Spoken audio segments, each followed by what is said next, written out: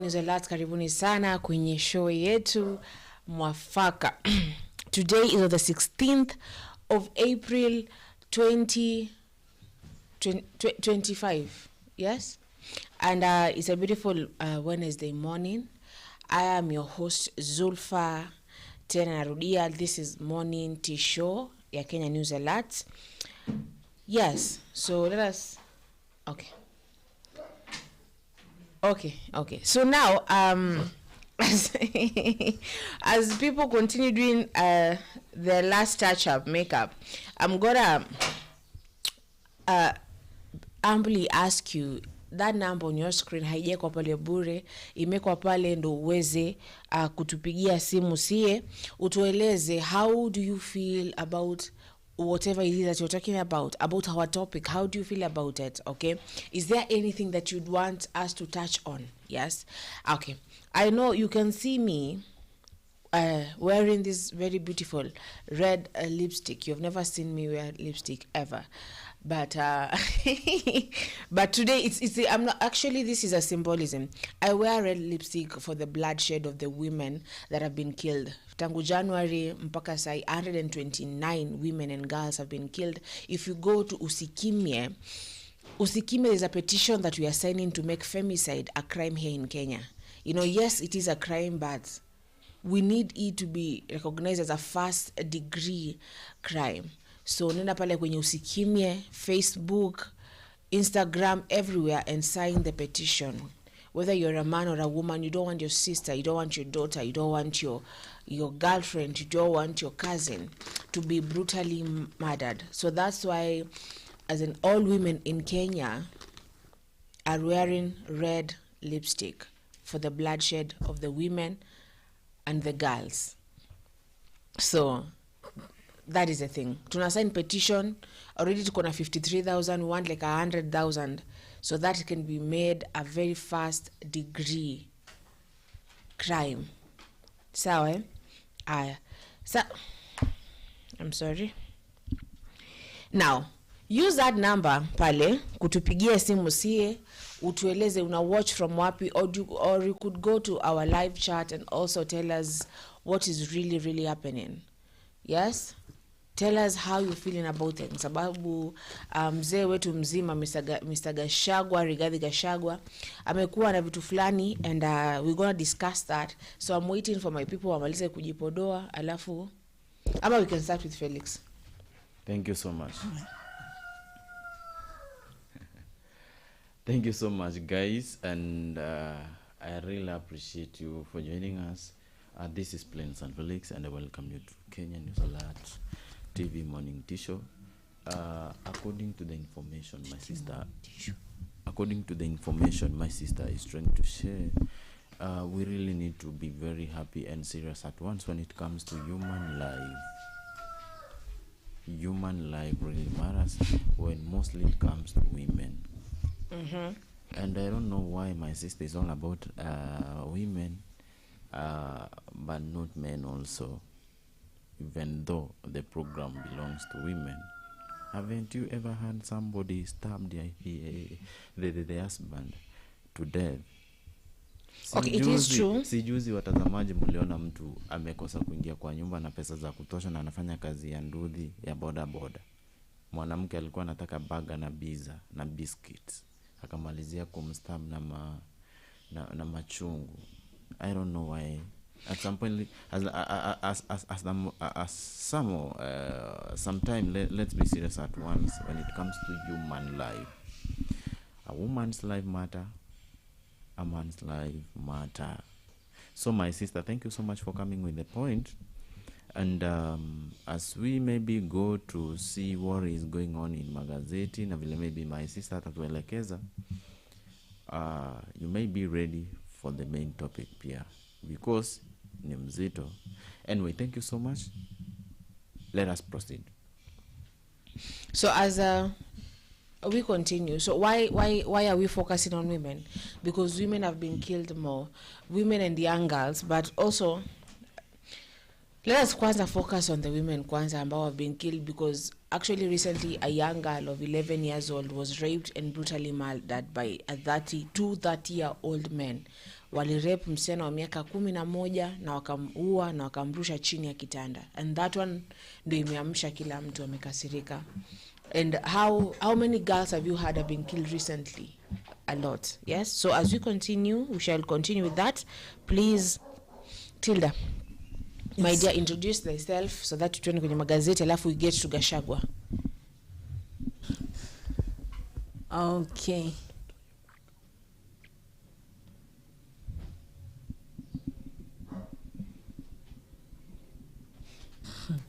Nilikuwa nimechanganyika, sioni kamera. Kamera leo imechangiwa, ndo hiyo. Na wao imechangiwa, lakini sasa wameienga mahali. Unatafuta huku? Naitafuta mahali nimezoea, sioni. Lakini anyway guys, good morning. How are you doing? I think you are good, and I think that your night was good for some of us, for some of you. But some tunajua your night wasn't good, or vitu kutokea. You never know, but all in all, mimi nimeona nimekuja studio, naona watu wote tuko hapa. We thank God for that. Pia naona wanang'aa. Watu wanang'aa kabisa, wako na afya njema. They're shining this morning. We really thank God for that. And guys, we welcome you to Kenya News Alert TV. We are your people here. We give you all what you want. So I'm Tilda in the house of Sulfur. Let's continue with the show up to the time that is supposed to be. Thank you. Wewe mpaka ule wakati, so ni from saa 2 mpaka saa 4. Yes? Yes. So let us get to magazeti. You touch up teke and then we go to that. So wahudumu wa biashara ya mapenzi wahofia maisha kufuatia uhaba wa kondomu. And then Gachagua, hatutataja mapema mgombeaji wa kung'oa Ruto kuepuka kuhujumiwa, na tutakulinda kama Wakenya wengine, polisi wa mjibu Gachagua. Okay? So let's start with wahudumu wa biashara ya mapenzi.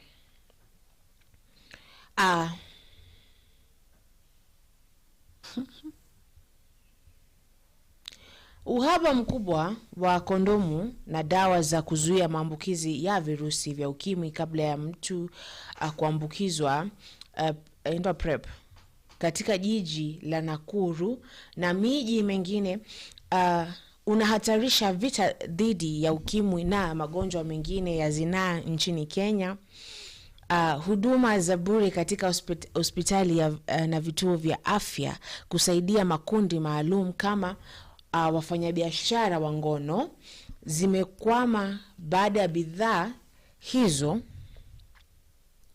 muhimu kukosekana. Uhaba huo umeweka hatarini afya na maisha ya zaidi ya wafanyabiashara wa ngono 4,000 wanaofanya kazi katika barabara kuu ya Nairobi, Nakuru, Eldoret, hususan maeneo ya Mai Mahiu, Longonot, Naivasha, Gilgil, Kikopey, Pipeline, Salga, Sachagwan. Barabara hii ni kiungo muhimu katika usafiri katika biashara kuu inayounganisha Kenya na mataifa kama Uganda, Sudan Kusini, Rwanda na Burundi. Kwa sababu hiyo, mtangusano wa madereva wa malori na wafanyabiashara wa ngono huongeza hatari ya maambukizi ya ukimwi. Mwenyekiti wa kundi la Smart Ladies linalowakilisha wafanyabiashara wa ngono katika eneo hilo, Bi Daisy Achieng, alieleza hali kuwa dharura. Tukimnukuu Bi Daisy Achieng, anasema kuna uhaba mkubwa wa kondomu na dawa za PrEP. Vituo vyote ambavyo tulikuwa tukitegemea havina tena. Serikali lazima iingilie kati kwa haraka. My dears, yeah?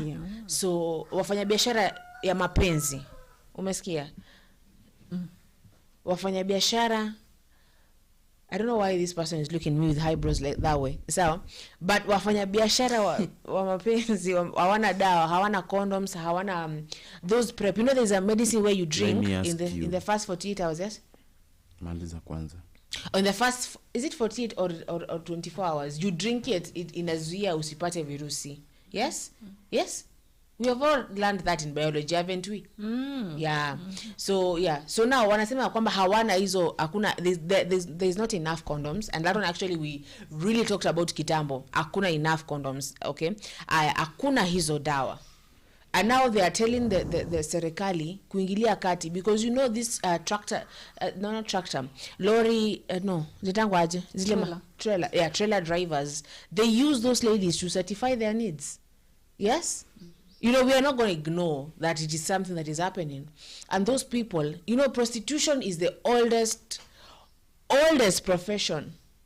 Tangu wakati wa Yesu, tangu hata before Yesu, prostitution was a thing that was being done. It is one of the oldest professions. And no matter how much you want to ignore that it happens, yeah? It happens. So unasikia hizo places that tumesema, hiyo saidia wapi? Nairobi, Nakuru, Eldoret, Maimayu, Longonot, Naivasha, Gilgil, Kikopey, Pipeline, Salgana, Sachaguan, hamna hizo vitu. So they are asking the government to get into it, wapate hizo madawa, na wapate pia na enough condoms, yes? So what are your opinions on that?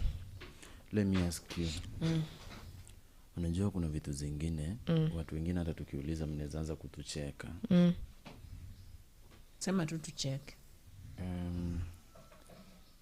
By the way, you look good in the camera today, so you really need to thank me because I altered the settings. You look good. You know, I'm gonna ask you that later, but thank you. Thank you. Let me not ask on camera. This is my question. Do really this business being recognized by the government? Yeah. Are they paying tax? It is recognized. It has been recognized for the longest time. It's okay. Are they paying tax? I don't know if they do pay tax, but maybe because I think they do, because this is the organization as Smart Ladies. Like if you're a prostitute, you go register with your Smart Ladies. Unapata, if anything happens to you, Smart Ladies are your people. So those ones, Smart Ladies, mkubwa wao wanalipa tax kwa government. That's why I think they're asking the government now to provide them what they need, so that they may continue. Utashtuka. You know, at some point, it seems to be very difficult and untouchable completely. As in, it is very painful, in fact, when you find somebody ameenda kwa biashara yenye hitaji certificate na inahitaji a lot your biashara. Yes. It requires a lot. It really needs a lot of commitment. Yeah. Roho ngumu na mtu mwenye ako tayari maybe kufa.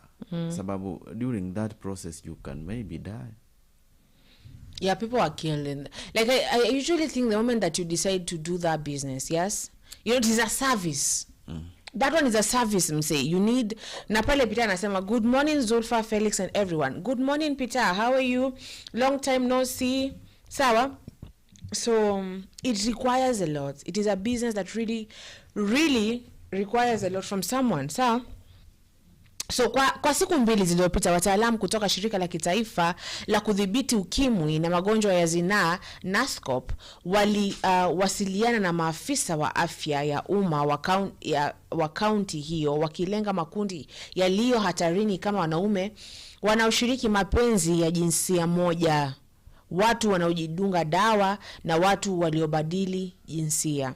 So basically this one is lengai gay people, people who are drug addicts, yeah, those ones who use needles, so for heroin and other things, and watu waliobadili, those tukana transgenders huku Kenya. Do we have transgenders? Transgenders ni mtu ambaye kama venyewe ni mwanamke, you wanna be a man, so ndo unakatwa matiti, unakatwa sehemu fulani, unaanza kupewa dawa fulani za progesterone, that thing that a man releases. Unaweza kunuka kama mwanaume, unaweza kukaa kama mwanaume, unaweza kuwa na base, unaweza kushikwa na mandevu. So basically you alter your thing, you become a transgender. Now if it's a man, they plant boobs on themselves, they cut their genitals, that is transgenders. Dr. Ruben Osiemo afisa wa afya ya umma alisisitiza kwa matumizi ya kondomu kwa 100% yamechangia kupunguza maambukizi ya ukimwi na mimba zilizopangwa. So basically, my dear viewer, if you want to know more about the smart ladies na wanabiashara wa mapenzi, you go to Taifa Leo, you get to see that. Now let us go to Gachagua. Hatutataja mapema mgombeaji wa kung'oa Ruto ili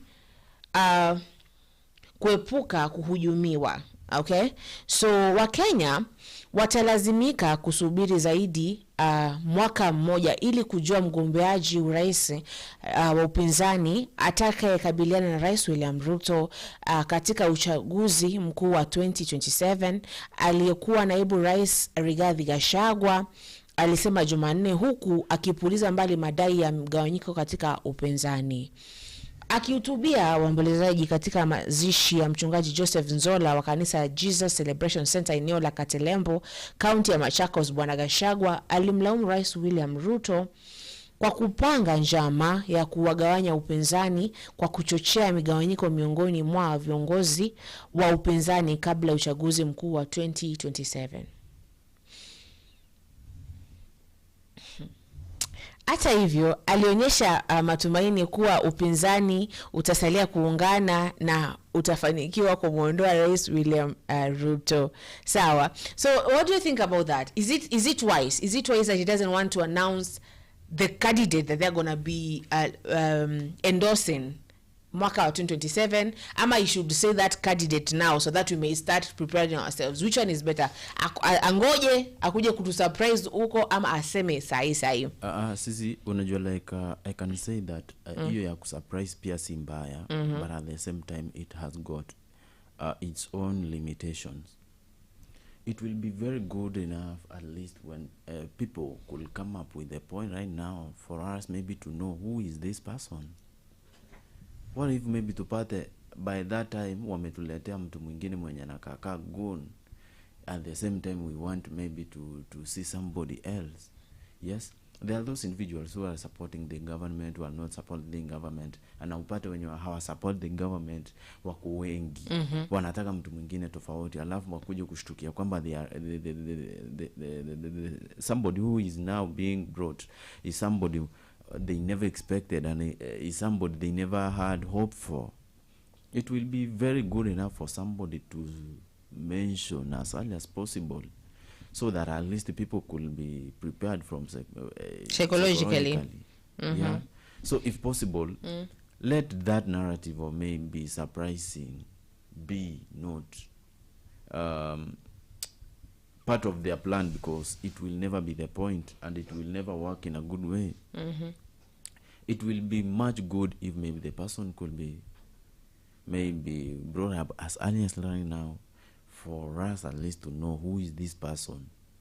Na if possible pia sisi kama watu wa makamera, yes, tuende mahali yake at least tumumulike kabisa, tumwambie uko na plan gani kama wewe kuja kwa watu wa kuja kwa wananchi. Yes. So the best thing they can do, in short, to cut a long story short, is that let that person be introduced as early as now.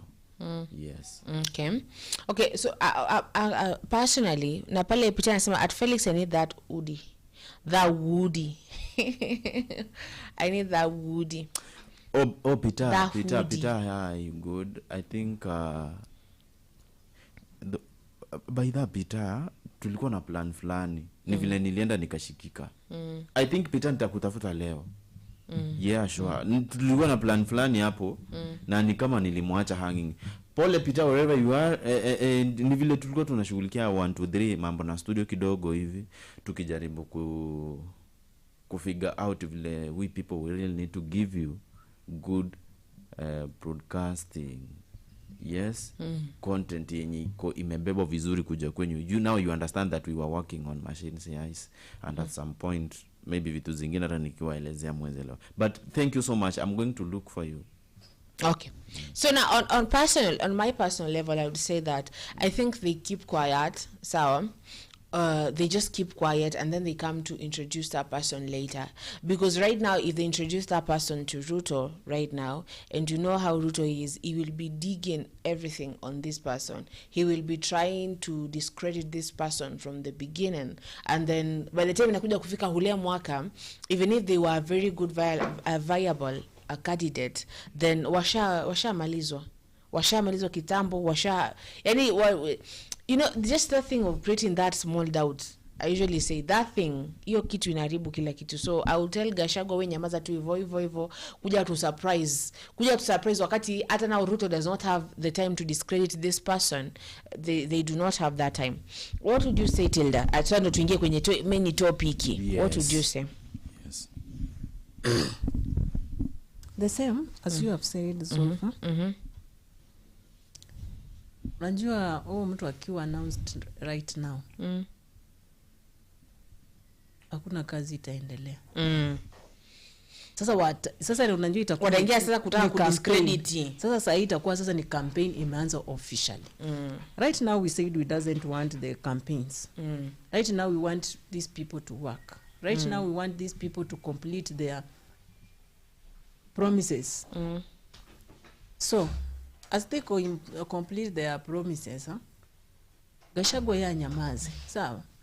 Akisha nyamaza, atoe huyo mtu anauziwe tu ile time ya nini? Ile time ya campaign. Time yenye sasa watu wamesimama, time imefika sasa watu wafanye campaign.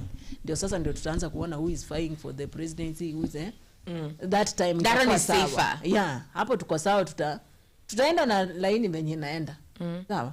But right now, why? Because you remember Ruto said yesterday, if you know you are coming to unakuja kubishana na mimi, kuwa na kitu ambacho kinashinda ile ambayo mimi nimefanya. Come with a better one. So basically this person has akona confidence yote ya Africa. Yani mpaka nawaambia yani mjipange sawa sawa. Sababu will come. I told you, someone in the Indian. So they work in a government lab and they were talking and they told me, let me tell you something. So right now Ruto has every quality person. Sawa, Ruto anamkusanya. Unaget kama, let us start with the best lawyers, the best political analysts, the best people there. The best minds in Kenya right now, Ruto asked them. So obviously they will sit down, they will come back. It's like they are restructured. No, they're not restructuring. I think it's restructuring, really. Yeah. And then, and then at the same time, he has also the dirty people who are willing to do the dirty work. Sawa? So basically, the goons, the nads, the nini, yani, anakam. Unaget. So when he says that, I might believe that is true. So pale nasikia Felix True to announce earlier will make the candidate be targeted. That is true. That is true. Okay. And that is what we want. Yeah? That is what we want. You want the person to be targeted?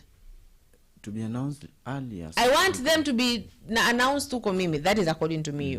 So, now, so that the last one, before we get to the main topic, ni polisi wamemwambia Gachagua kwamba tutakulinda kama you know Gachagua had a death threat, yeah, and he was so public with it. He said that I have been my life is in danger. Yes, so polisi wakamwambia kwamba watamlinda. So idara ya polisi imemtaka aliyekuwa naibu rais Rigathi Gachagua kutoa taarifa kwa polisi kuhusu ratiba na mienendo yake ili kuruhusu maafisa kupanga ulinzi wake ipasavyo. Kupitia taarifa rasmi, Inspector General Polisi Douglas Kanja alimhakikishia Bwana Gachagua kuwa Wakenya wote wanastahili ulinzi. Bwana Gachagua alikuwa amedai kuwa kuna njama ya kumuua.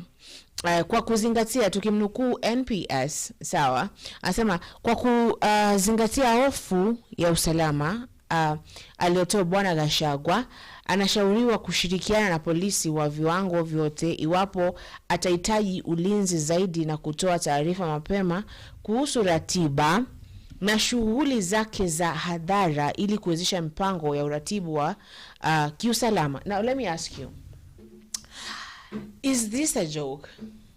You know, is this a joke? Let me return now the pen inside. So, is this like if he is saying that this is the same government that is trying to harm him, do you think that he would tell them atawapea his ratiba yake, his schedule? Do you think he would do that? Would you do that? Hata ingekuwa ni wewe. Haizi kubali. Hata hawezi kubali. Utakubalije? Utakubalije wakati how, you know, when you see these movies za CIA na FBI na intelligence, no, and the M16 or the M26, how they called, I don't know how they are called, but something, M something. You see the same government is tracking you. So you unakuja unapata stereo. Stereo anakuja anasema I cannot tell them where I am. Anatoa simu kada, anachukua simu anavunja, anapata alikuwa na tracking device hapa kwa shingo, anatoa tracking device and all that. Because if you're claiming, because when he says that his life is in danger, is accusing the government ndio anataka kumuua. So how will he give out ratiba ya kwake? How will he give out his schedule and say that this is how naenda sana na usiku pale ndakuwa church ile place nyingine, wakati the last time he was in church he was attacked in church? So what do you think Gachagua is gonna do, ama what should he do? Let us start with you, Tilda. Wewe nyamaza tu mahali uko baba. Unaanza kupea mtu mwenye huyo mtu mwenye unaenda kupea ndiye atakuja tu kukumaliza. Juu atakuwa anakufuata tu. Wanakudanganya, wanakupea ulinzi, lakini mbona walimnyang'anya bodyguard? Sasa ndio wanaona sasa hiyo wampe nini? Sasa hiyo wampe security.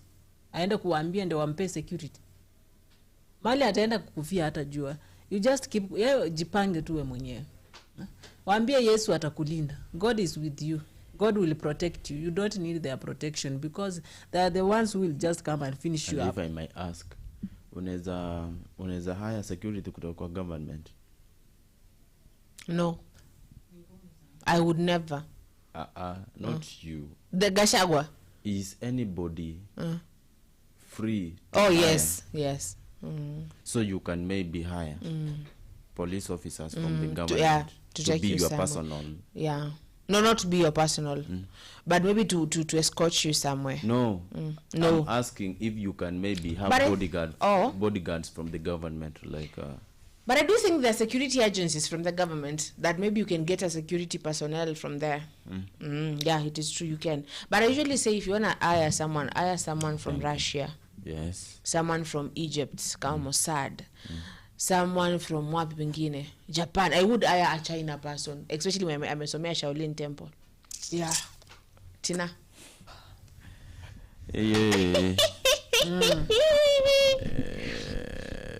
Yeah, but let us go to the main topic. Yeah, because the main topic is actually that Gachagua was threatened. His life was threatened. His life is in danger, and he comes forward and he says, "Before muniue, nita make sure." There's that video. The producer is gonna play for us in a few as I finish this sentence. Atakuwa nitengeneza.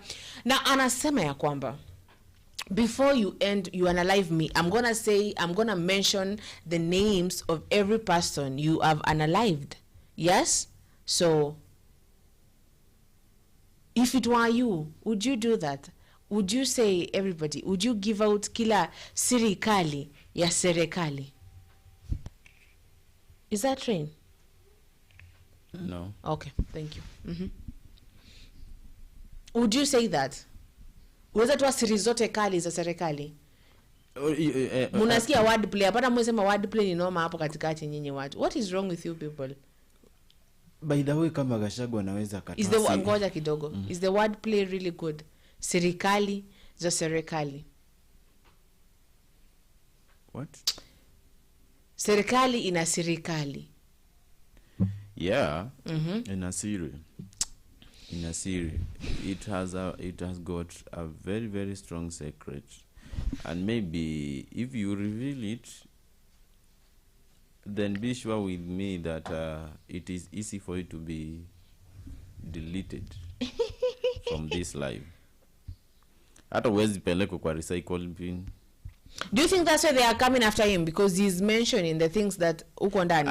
Gachagua haja mention Syria government. Ame-mention juzi. I'm telling you. Ame-mention wakati alisema that we met somewhere with someone. Suski juzi when he had that interview with the KTN a reporter, I'm a journalist, I'm a news anchor.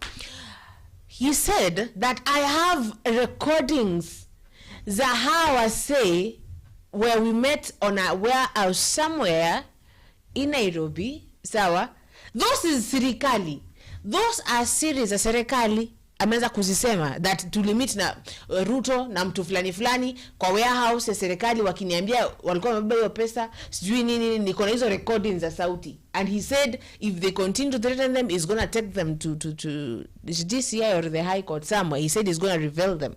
So those are serikalis. You know, hakuna government official that should be bribing. Yes, and he said they tried to bribe him, and he has the voice recordings of them threatening and trying to bribe him. So isn't that serikali? And then days after tunasikia kwamba he's been threatened to be killed, ama his life is in danger. Si ameshaanza kusema some of the series inside. So why do you think am I saying that hajaitoa siri yoyote? Hajaanza kutoa, but ameanza kuthreaten kutoa. But let me tell you this, Zulfa. When it comes to government matters, hiyo si kitu yenye unaweza cheka nayo. Hizo vitu ndio zinafanya zimebeba wa Kenya wote.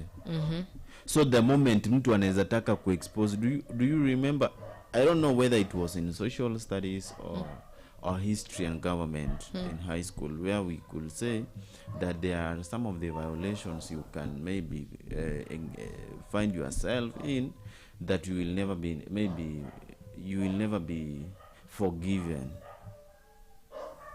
Sawa? At some point kuna hatred speech, mambo na propaganda, alafu kutoboa siri ya serikali. My friend, atatoboa tu. Wacha atoboe. Akitoboa basi hiyo sidhani kama nitaiamini. Zulfa, hiyo huwezi achwa, I'm telling you. See, maybe that's why they are coming after him now. Like now on a serious note that he has to tell the public.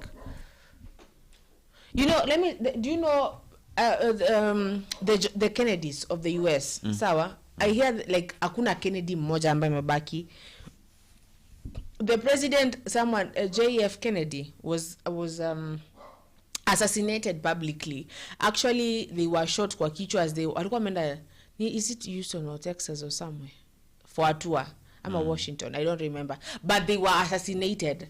Sawa, and then they started killing every Kennedy. Like if you have that name, that blood, they were killing every mtu of that family.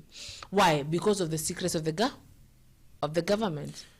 So they even killed mpango wa kando wa nani, that is Marilyn Monroe. Mpango wa kando mpaka huyo wa Jeff Kennedy was also killed because of the secrets of the government. So do you think now, right now, Gachagua ameanza kutoa hizo siri, and now that's why ama ameanza kuthreaten atazitoa, ama ameanza, do you think, like, let us think about it this way. So the government knows that you know secrets of the government. Now you're not in good terms with the government right now. Yes? And the way you speak, venye umeanza kubonga huku ni kama like Sonko. Let us start with Sonko. Do you know Sonko alikuwa amesema kutoa nini za serikali? Siri za serikali. Do you know that? And when they found out, when and he was threatened. Actually alitoa siri moja sijui eti kuna magari zilichomwa. And that was that. His life was in danger. Watu ambao walimteteaga ni akina Johnston Muthama. I think his in-laws, ama ni in-laws wa Johnston Muthama na akina Kalonzo na walimteteaga. Sawa. So he was just impeached na akaambiwa wewe kaa kando kabisa. Alikuwa ameshaanza kutoa siri za serikali. Sawa. You know. So do you think that this is why Gachagua, ama they have installed someone there who is like a spy to Gachagua, anajua Gachagua anaambia nani hizi siri, anaambia nani anafanya nini. So now they are coming after him and them asking him to tell them to tell the police officers his schedule. Someone of that of such stature cannot just give you the schedule. Yes? Sasa na mimi nikiuliza hivi,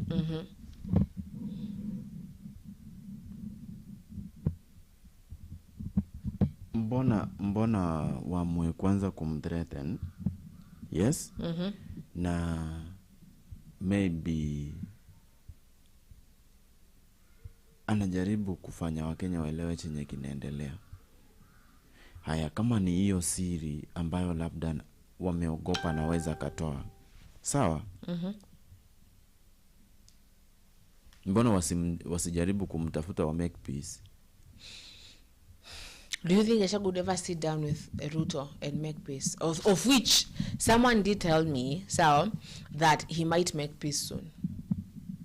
Sasa hiyo rumors yenye ulisikia ndio reality ka ujui. No, this was not rumors actually. Okay. Huyu ni mtu wa huko ndani. So ananiambia this person may be sitting down with this person huku. So and I'm like, how now? Like how? That one would really crumble my mind and my everything. Isn't it crumble? Ama yezi kucrumble wewe? Hiyo peace yenye anazungumzia ni gani basi? Let me ask you right now. Sawa. Enyewe, although I hear that Jesus said forgiveness is 7 times what? 77? 77 times 77 times 77. How much is that? It's a lot. It's a lot of times. Yeah. Yes? I will do that much. Hata ukiforgive hata bado hujafika quarter. So like let me so right now if I see Gachagua and Ruto, that one will crumble everything that I know. Of which I do one piece, yes? But after everything, but hi. Waki make peace. Gachagua unamwona amerudi huku nje anawaambia ameko majority leader. Sasa sio maneno ya tuliongea, si maneno yameisha. Si tumetengeneza. Unajua tumekaa chini tumefeel ya kwamba what matters is the Kenyan people. Seriously? Seriously? Politicians. That one would that able please Mr. Producer cheze hiyo video. So that we can maybe understand what he could talk about and so hapo ndio nilisikia mambo ya Katelembo, tukazungumza na hawa na DC alikuwa anaitwa Ogongo, tukawabebeleza wakarudi. Mimi sitaki kusema mengi kwa sababu mimi nazungumzaga once a week, mwisho ya wiki. Na sasa unajua wiki iko katikati. Sasa nikizungumza sasa sitakuwa na ya kusema. Na Bishop amesema tusiongee siasa. Sisi hatuongeagi siasa. Sisi tunaongeaga ukweli. Na ukweli lazima kufanya nini? Kwa sababu we have a responsibility ourselves as the church to stand for the people of Kenya. Parliament has been captured. The opposition has been compromised.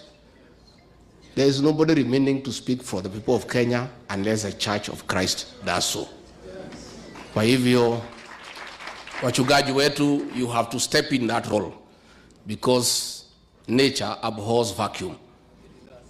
Na ndio mumeona saa ile mninyamaza watoto wetu ya Gen Z wakaongea.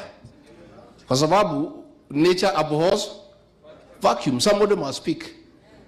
So when opposition walinunuliwa na Ruto, bunge wakakuwa compromise, kanisa ikanyamaza kidogo, watoto wetu wa Gen Z wakajitokeza wakaongea na wakauawa. Na hii shida yote unaona Kenya ni kwa sababu ya kumwaga damu ya watoto. Hata mkoloni, the British colonialists alikuwa pale kwetu kwa mlima. Brutal as the colonialist was, he never went for the children. Aliwachana na wamama na watoto. So tumepata utawala unapigana na watoto wadogo.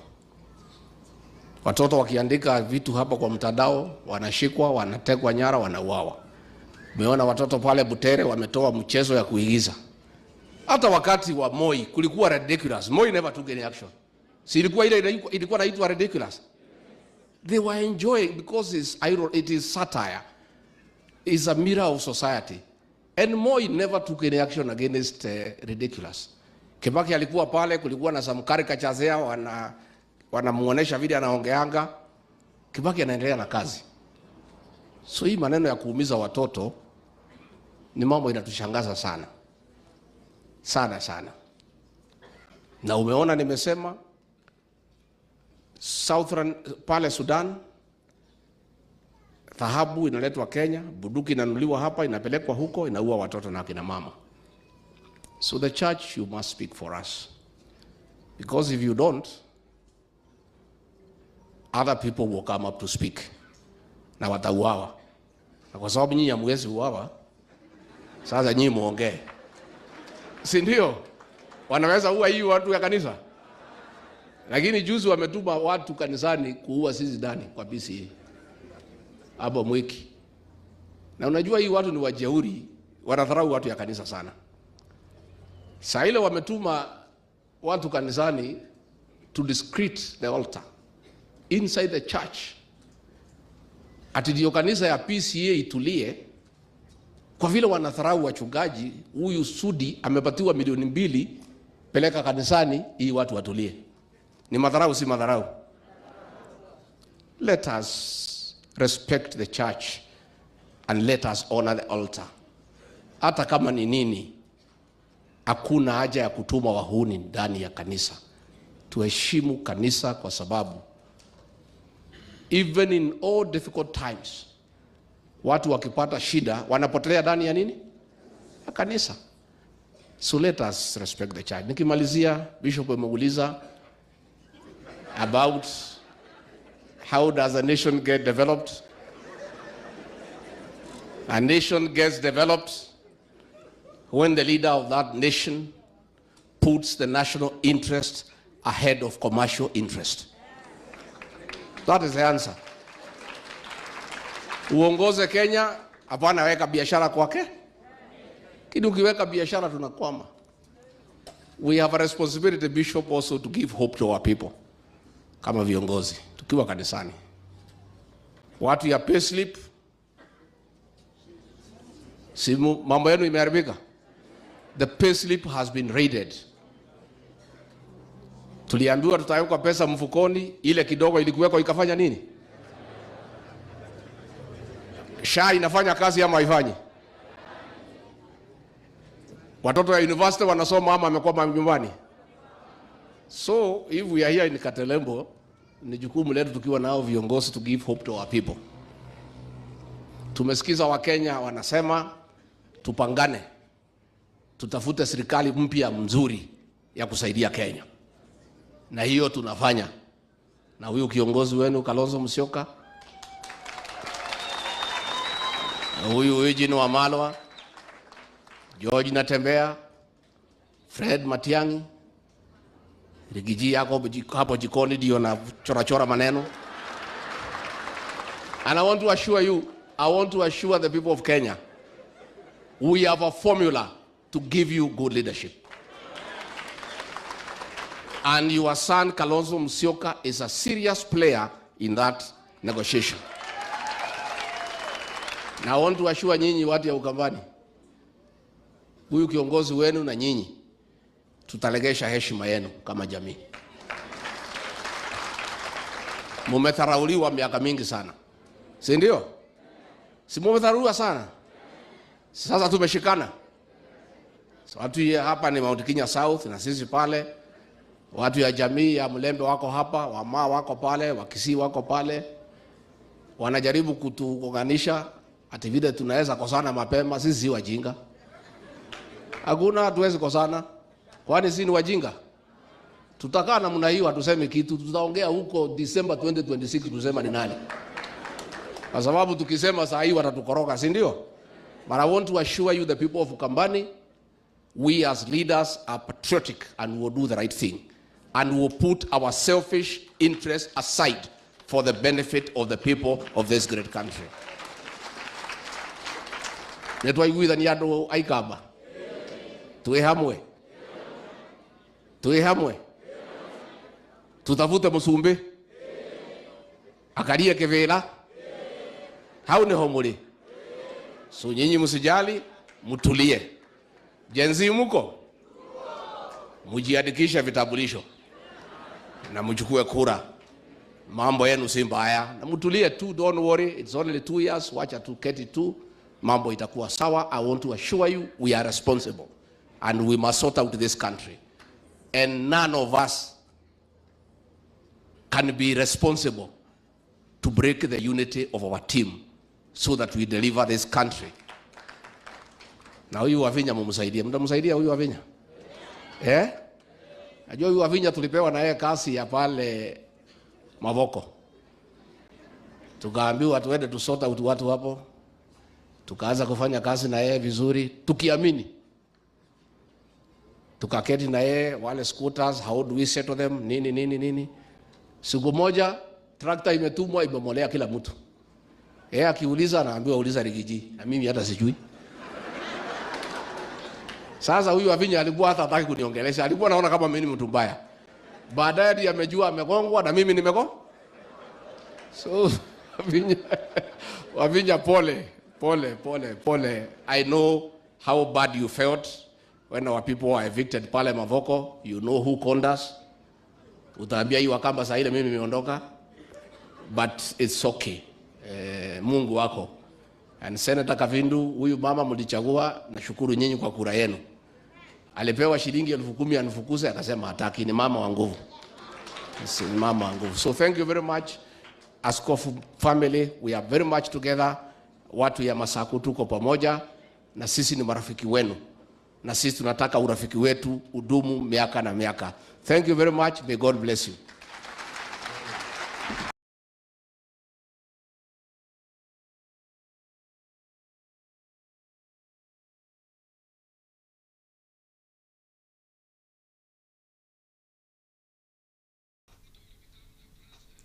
Yes, that was our former Deputy President Rigathi Gachagua with his very strong remarks. And why do these politicians do use hidden language? They don't want to use easy language for even people to understand easily. Lazima mtu aseme this, mnaona hata mimi niko jikoni nafanya. Why can't they use simple language for people to understand? Unapata like wako na misemo mingi na watu hizi semaje wa Zulfa kaa vizuri kwa microphone because we want to get your voice clearly. But hapo unasikia sasa si mtu fulani anafaa kutumia ile kitu ya kunasa sauti vizuri. Sasa ile kitu ya kunasa sauti vizuri ni nini? Microphone. Ile kitu ya sijui nini si hivyo. Si hata hiyo ni kinasa sauti dogo inaitwa kipasa pana. Kipasa ni ile yenye inaweza fanya mtu No, it is kipasha sauti, kipasa. Kipaza sauti. Something. It is kipaza sauti. Microphone ya kipaza. Yeah. Kwa Kiswahili ni nini? Kwa Kiswahili kipaza sauti. Na ile yenye inatoa sauti. Kutoa sauti aje? Ile speaker. Inaitwaje? Speaker. Kuna jina hapo.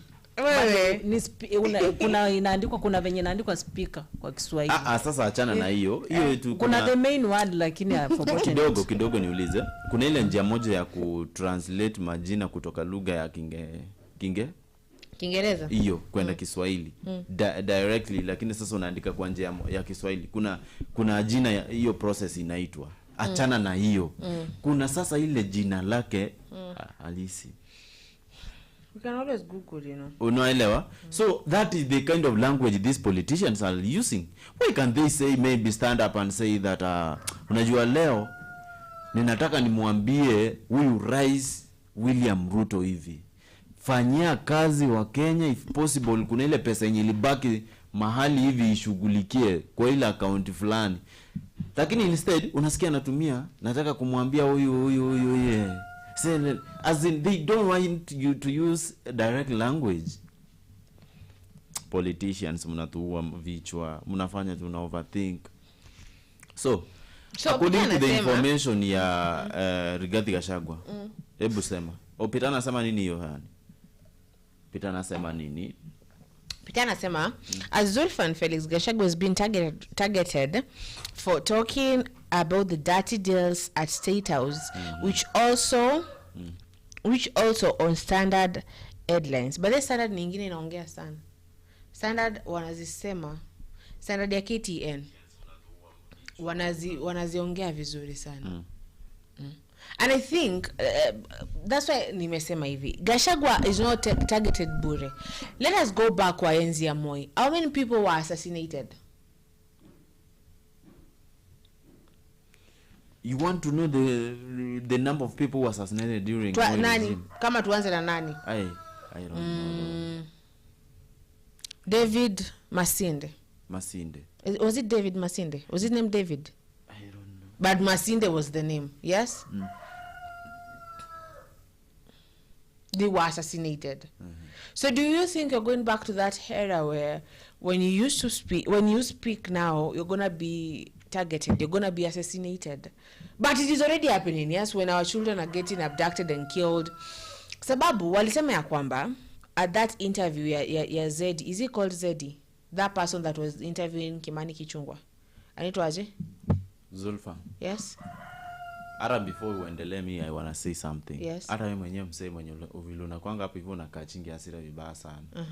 Na unasemanga unijui. Sikujui kwa njia gani? Wacha kuhubiri kwa sababu unajuaje mwanadamu ni mwanadamu na hasira iko. So oh my God. Yeah. So now Felix, you want to say because Yasira I could wake up and kill you today? You can. But do I though? You can. Do I? You can. Do I? Have I killed you? You haven't killed me. Yeah, why? Because what? Because control your emotions. You know, as you grow in how life, many times you as an individual may control emotions zako wakati mtu anakuwa? A lot. Let me tell you a lot. I could have said something worse, but I just keep quiet. No. I control. Let me tell you, Sawa. Let me tell you, I've gone even for anchor management. Sawa. So basically, let me tell you, if you see me, you really unanijamisha and aitulia. Yes, Sawa. Yes. I usually actually thank my therapist and be like, enyewe I have done, enyewe mse, sawa, I have done the work within, because kitambo ungenijamisha and I could be thinking of smashing every window here, of smashing everything, but right now I just sit down and I just be like, fit, you know. So it doesn't mean because ukijam you should react all the time. You know, I have come to learn as I grow, I have come to learn that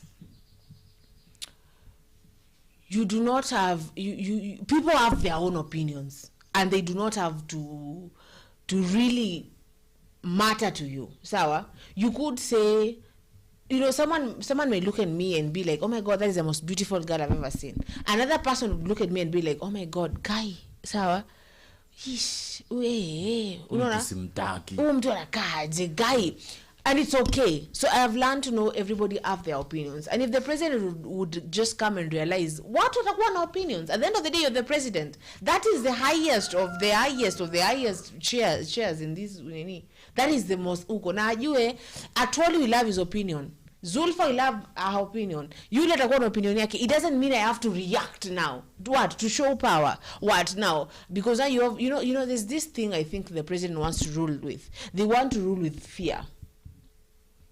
Fear. Okay? Because when you instill fear,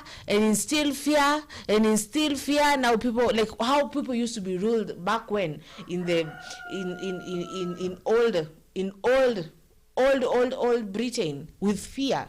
Fear of the king, fear of the queen, fear of this official, fear. So I think now when the presidents come from Gachagua anasema ya kwamba when the president starts fighting with children, amesema hata the colonial person never fought with children, never fought with wives. We never fight with women, we never fight with children ever. Like hakuna venye sasa ukinikosea niseme umenikosea, sasa najua mtoto wako anatoka shule wapi, acha sasa niendie mtoto wako, napiga mtoto wako. What is that? Umenikosea, najua bibi yako anataka kusongewa nywele wapi, naenda kumrushia acid kwa uso. What is that? Must you use the word? Yeah, yes. Acid, yeah. So you see how it is. How will you feel? You'll be like, why didn't you come for me? Why didn't you come for me? So even the colonial person never ever went for the kids. So I just think that Ruto is trying to do what?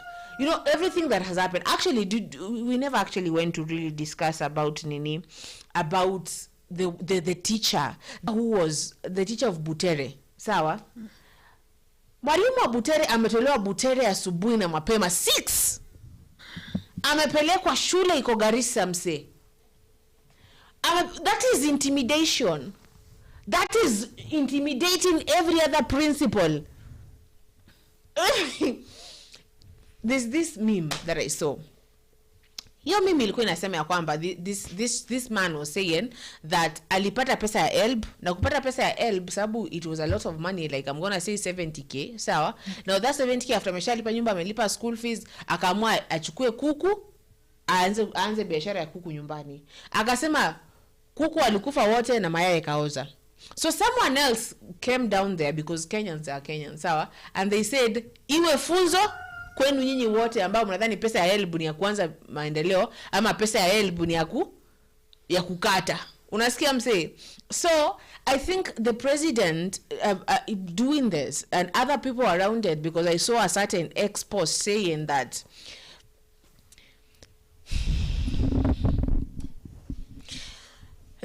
they were one of the people who are pushing for it to actually go. Sawa? And that is good that you're pushing things at the State House, you know, congratulations to you. Sawa? So now the thing is, that is intimidation. That is telling every other principal in Kenya right now, na ikuwe funzo kwenu. Mbona venye huyo nimemtoa national nimempeleka day school, niipate. Ushaipiga mtoto mmoja, unapiga mtoto kofi moja, wale wengine wanafanya hivyo unafaa kufanya. This is a Chinese or a Japanese saying or rule that it says kwa watu 1,000 punish one vizuri, the other 999. How many people now are you going to punish when it's sasa huyo moja? Let me tell you right now, every principal in Kenya right now, Felix, anaogopa because kama ni mwalimu wa Butere amepelekwa hivyo. So that is the thing. That is the Chinese rule. That is, I don't know, it's Chinese or Japanese. That imagine alikuwa na 2 months to retire. 2 months to retire, which means that atujue atapata hiyo bonus yake. It's like sasa indangwa bonus, indangwa aje kitu. Settlement fee, indangwa aje kitu. Huyo wa Butere alikuwa. Yeah, so that was a maybe ni mtu mwenye ametoka na kazi ndio maana tulia sasa si ndio amechoka aje na kazi. Mtu mwenye amechoka aje na kazi. If that woman, you don't go just to a national, do you think utaanza sasa alafu peleko tu kukua nini wa itangwa aje either Masinde Moliro or what, these big schools, high school, sema kuna hiyo kama State House girls, kuna Moi Forces, Moi girls. You don't just come from Garissa and go to Nini to Moi Forces or Moi girls or those big schools. You just don't. Na nikuuliza swali, it's how you worked hard. Let me ask. So hapo mali alienda si shule? Wapi? Hiyo ni madhara. Felix. Felix, I'm going to say everything you're saying now is going to be sarcastic because let me ask you right now. So let me use for example. So you started maybe somewhere, ulianzanga kupiganga tu picha. Then ukatoka hapo ukaenda ukafanya Kenya News Alert, ukapata promotion ukaenda kufanya KBC ukapanda ukakuja kuwa director of all whatever. Si ndio? And then one day makosa ifanyika, ama uongee ukweli tu kweli, Kenya sipendi vitu zinaenda hapa KBC. Sawa? Then sasa utolewe urudi kupiganga picha. What is that? After every umelibakisha 2 months retire. Umesema hivyo? 2 months retire. Then urudishwe mpiga ama urudishwe muosha choo. Kwa hiyo company. So utabaki aje? Utasema aje? Let us not be arrogant as we say things, yeah? Because that woman has worked hard. Obviously, there's a reason why I'll talk from kukua mwalimu wa kawaida ya biology. I don't know if she's a biology teacher, but I'm just saying. Akasoma, you know, the way you're educated, the way you work, that's how you get the promotion from TSC. This is my question. Hiyo shule ni public. Into a pension. Thank you, Peter. Ni pension, sikia. Ile kazi anafanya ni ya government. Ni sawa? Analipa mshahara monthly. Yes? Si analipa monthly. Yes? Ameamua kupigwa transfer. Ajaamua. Na mbona wamengoja saidi? Ajaamua. Wameamua kumpiga transfer. That is now the case. Wameamua kumpiga transfer kumtoa kwa hiyo shule. Wamempeleka shule nyingine, sivyo? Mimi sitetei government vitu inafanya, but you speak that way. The big deal there because mshahara it is a big deal. Haitakuwa the same. Sasa azikwangi the same mshahara mzee. Azikwangi. I swear azikwangi. Sasa kama ulikuwa class fulani, kama ulikuwa class fulani ya kulipwa. Ukipiwa transfer hiyo class inateremka mzee. Go Google. Hapana, wewe Google. Ndo nataka unifanye nielewe sasa. I think you're paid by the government, Felix. When you mtu wa 527 at this point, because the way you speak sometimes I'm like to assume. No, that is not assume. At this point I'm not going to try even to convince you anything. So basically now The government is paid by fighting. the government. Yeah, I'm gonna start saying you're a 527. Niko paid na niko hapa. Kwani? Kwani? Siwezi enda Maybe after uende Kirinyaga huko foreign na rais alikuja akakwambia shika hii shilingi 10. Nenda huko ukaanze kila kitu wakiongea unaipinga. Si ndio? Because you realize now he knows what you're trying to talk about. He knows that it is a sad situation. But tangu uende hivi upige nani? Let me see. Waiguru picha now you're like no, the government knows what they are doing. What? Nigga stop. Unajua pia kuna in my school kulikuwa na ule teacher. Alikuwa anafunza upper primary. Akatolewa from upper primary to lower primary class 1. Mshahara ilipungua. Sasa inapungua automatically. Kwanza alilia sana mpaka nikamhurumia. Alilia from ulikuwa nafunza grade 8 na grade 7. Alifanya nini? Kwazi. Sasa wanasema alifanya nini? Alifanya nini? Class yake ilianguka subject. So Felix, if I come and tell you that my boyfriend, if I come and tell Felix, sawa, that my boyfriend stabbed my aunt, ulifanya nini? Your boyfriend stabbed your hand? Yeah, you will say. Kitu ya kwanza nitakuuliza kama anatumia bangi. No, you will ask me, ulifanya nini? Ndo udungwe mkono. And that is such a bad mentality. That is the question. Why? Because I deserve to be stabbed. Because there's someone, if this is your sister ameuliwa, unasema alifanya nini ndo akauliwa? Exactly. I hope you have daughters. Yes. I hope when your wife gives birth, I hope you have daughters. My sister, you have been stabbed on your hand. No one deserves to be violated. Am I supposed to start fighting without even knowing what I'm fighting about? Let me tell you, hakuna mtu ambaye anafaa kukelea mtu mwingine mkono. Hakuna. Only my mother should. And my mother doesn't. Moja, suppose umekuwa stabbed vile umesema. Am I supposed to, maybe, what am I supposed to do? First I have to inquire. Inquire what? I have to know. So now I am dying here. You'll have to ask me kwanza. So why were you stabbed? No. Why were you stabbed? Before nikupeleka hospitali na unakufa, you're bleeding here to death. Why were you stabbed, Zulfa? Niambie. Oh, nilikosa kupika. Ndio maana ameni stab. Asa si basi unajua basi utastabiwa. Are you serious, bro? Peter anasema you are injecting me. Yes, you should be turned around and being like you Sasa unani-inject kwa sababu nimesema like shule ni shule. Hakuna achievements, bro. Achievements. You have worked so hard. Felix, you have worked so hard from Kisii. Umetoka Kisii umekuja huku. Hiyo story ya Kisii. Wherever mali umetoka msee. Sawa? Umetoka huko. Mali umetoka. Because like when I look at everything that me mwenyewe I have done, sawa? And then it's like like me being in the school of Emasepetu, being taught how to act. Coming here, joining a certain group, acting and things going good. My boss, I'm so grateful of my boss being like, you know what, I like you, I like the things you're doing, come let us work here, and maybe at some point I need to allow place niende kufanya CNN, and then one day nirudishwe na class ya Wema Sepetu chini kwa Wema Sepetu wakiniambia haya basi nataka kuona ambapo unavyofanya hizo expressions Zulfa, and now I'm already 60 what anatena 65 ama 60 65. Zulfa, the way you are that thinking about this issue.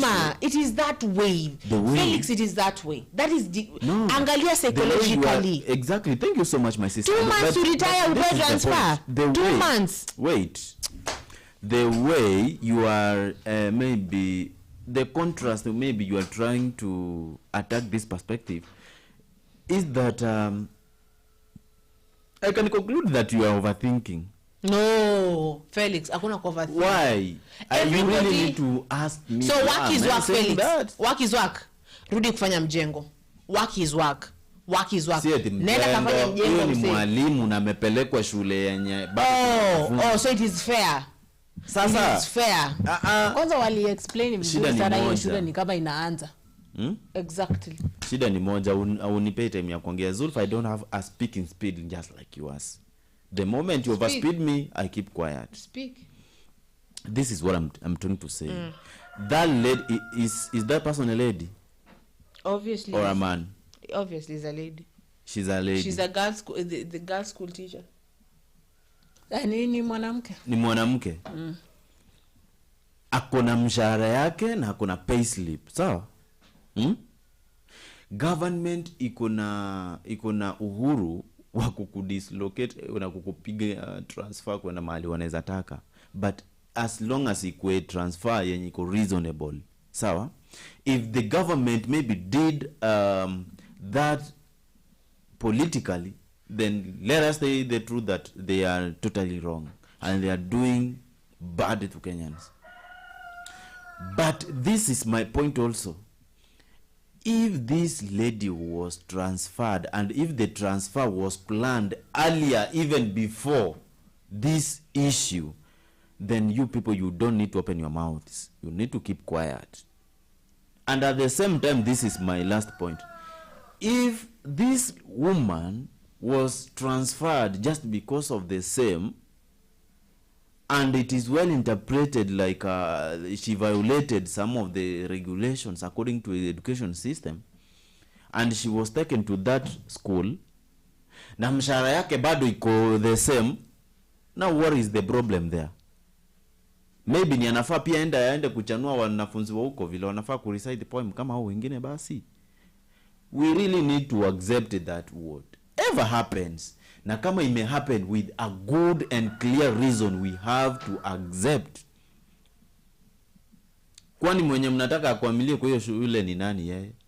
Hata polisi bona wanapigwangwa transfer. Unapata mtu ametolewa huko Meru home, si Meru nini, Luya huko nyumbani, amepelekwa sijui ni Mandera huko hivyo mali wamepakana na Somalia, where the area is totally hostile. Kwani yeye ni alikuwa amedeserve hiyo? Transfers are there for civil servants to work. Na maybe kama huyo yeye alipigwa transfer yake kwa njia yenye na political, then that will be the moment we are supposed to be against that. You ladies, you are saying that. Do you have any tangible evidence inaonyesha like that transfer ilikuwa political? Yes, maybe it can be political because of what happened.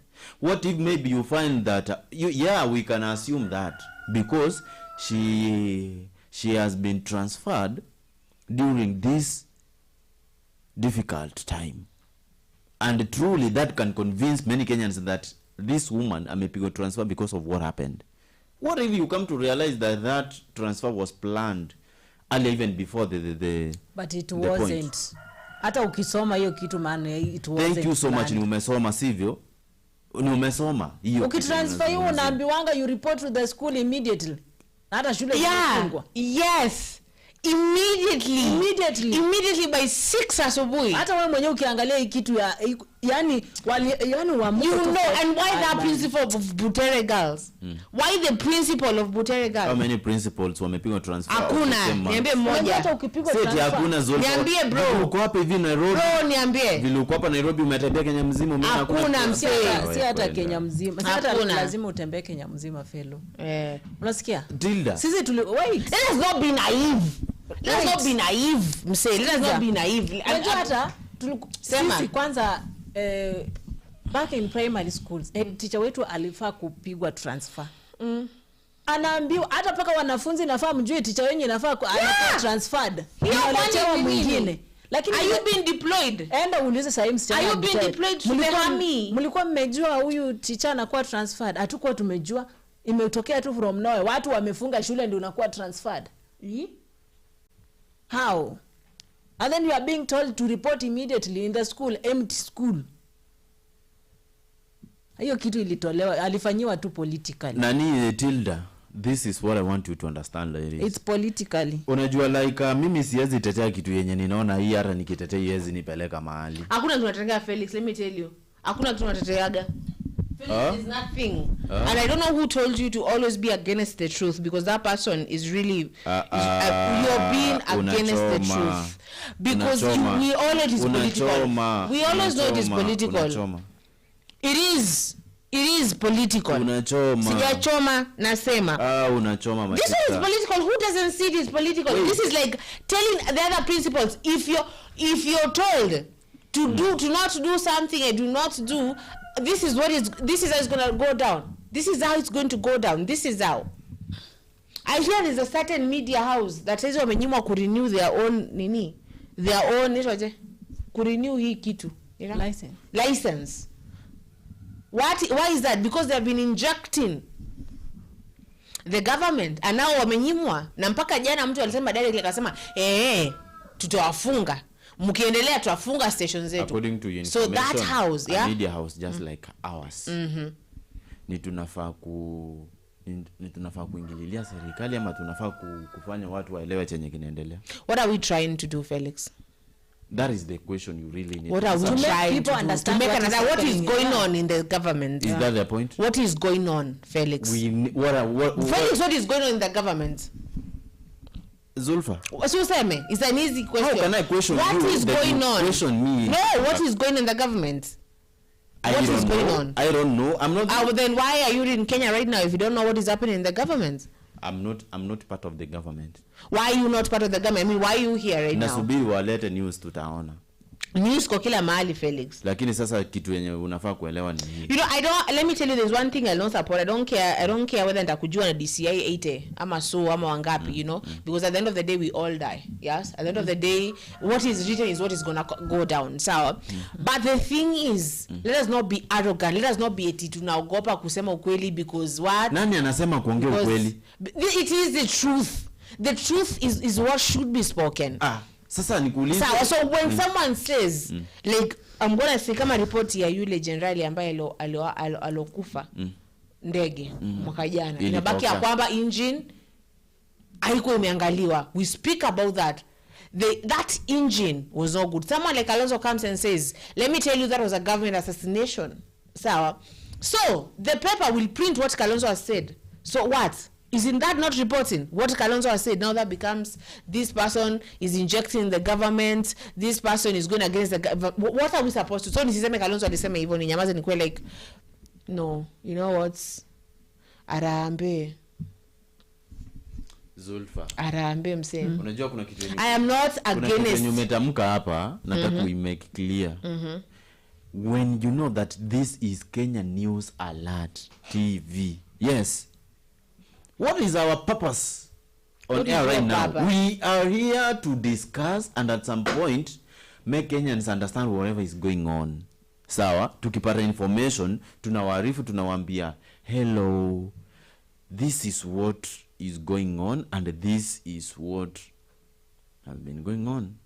And at some point wakiangalizo zenye zimepostiwa wanajialert wenyewe. We are not here to support the opposition or the government. So if possible, hao wenye wamefungiwa ni wanafaa kufuatilia vizuri, wajue ni nini wali air. Sawa, yenye li violate the media rules of zenye zina govern Kenya media systems. I can tell you the truth. I was working in a certain TV yenye ilikuwa inaitwa Africa Finest. Tuko hivi on air, nimeweka ile program, watu wanaendelea kudiscuss, tunashtukia pop imezimwa tukiwa on air. Afadhali yao wenye sasa wamekataa kurenew. Sisi ni tulizimiwa tukiwa on air. Alafu kuenda tunashtukia kwa email, you aired something which is irrelevant during showers time. So the best thing these individuals need to do is to confirm what Felix, when we said yesterday, we said that what does freedom mean? Freedom. Mbona umeniuliza hivyo? Jibu swali. Freedom ni uhuru. Uhuru kuna mipaka kweli? Uhuru kuna mipaka? Yeah. Hauna mipaka. Uhuru kuna mipaka. Hauna mipaka. Even yesterday it is you read that from the constitution. Now that hauna you have a freedom mipaka. of speech, let me ask you. Hauna mipaka. Now that you have freedom why of speech. Why are we being so example, arrogant in the situations that are happening though? Arrogant why? It is arrogant. Who is arrogant before? So you want to say now there are some things that we should report, there are some things that we shouldn't report. Oh, people have been abducted, people have been killed. We shouldn't report that. Who said that? We shouldn't. Who is supporting that? We shouldn't. You're supporting that actually right now. That is what you are planting on me. No, I'm not planting anything. So what should be reported, Felix? What are you? Right now, according to you, what should be reported and what shouldn't be reported? Everything that is non-lawful. So what? That is no. So that's why that media house is being closed down, because they're reporting everything that the government doesn't want it to be reported. So now you're telling to go back and self-reflect. I want you to go and confirm to that say, media house what they did for them to be denied. For them. So you want to say denied everything that you ever did as Kenya News Alert is up to par? Yes. Everything you've ever done as Kenya News Alert is up to par.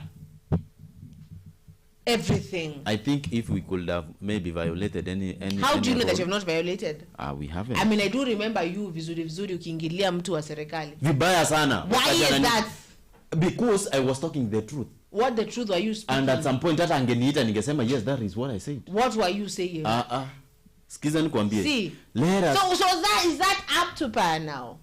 I do remember you criticizing this same government. Was that up to par according to you? I can criticize the same government even right now. No, you cannot right now. You cannot. You are because not right in my now, mind. Because right now, apparently, you are getting no. now personal. Because no, walai Felix. Because right now, let me drink my coffee. I remember even the last word I said yesterday, the last show. What was it? What was your last word, Felix? The last word is that let us criticize where possible, and let us not exaggerate. Who is exaggerating? Sasa ndo maana ninakwambia hivi. Hiyo story unadia. Wewe ndo the same person uliendaga Kisii, ukauliza watu kama Sha inafanya hama ifanyi. Vibaya sana. Wakwambia ifanyi. Yeah. So, kama sasa ni hiyo media house imesema Sha haifanyi. Sha haifanyi. Hiyo media house ituambie chenye ilifanya hivyo. That is what they did say. What is wrong with this person? What is wrong with I am losing you. What is wrong with I am losing you. Let me tell you, Felix, I am losing you to 527, Bob. I am losing that. I have because let my hairs breathe. Because Felix, yesterday the president said something that was so beautiful.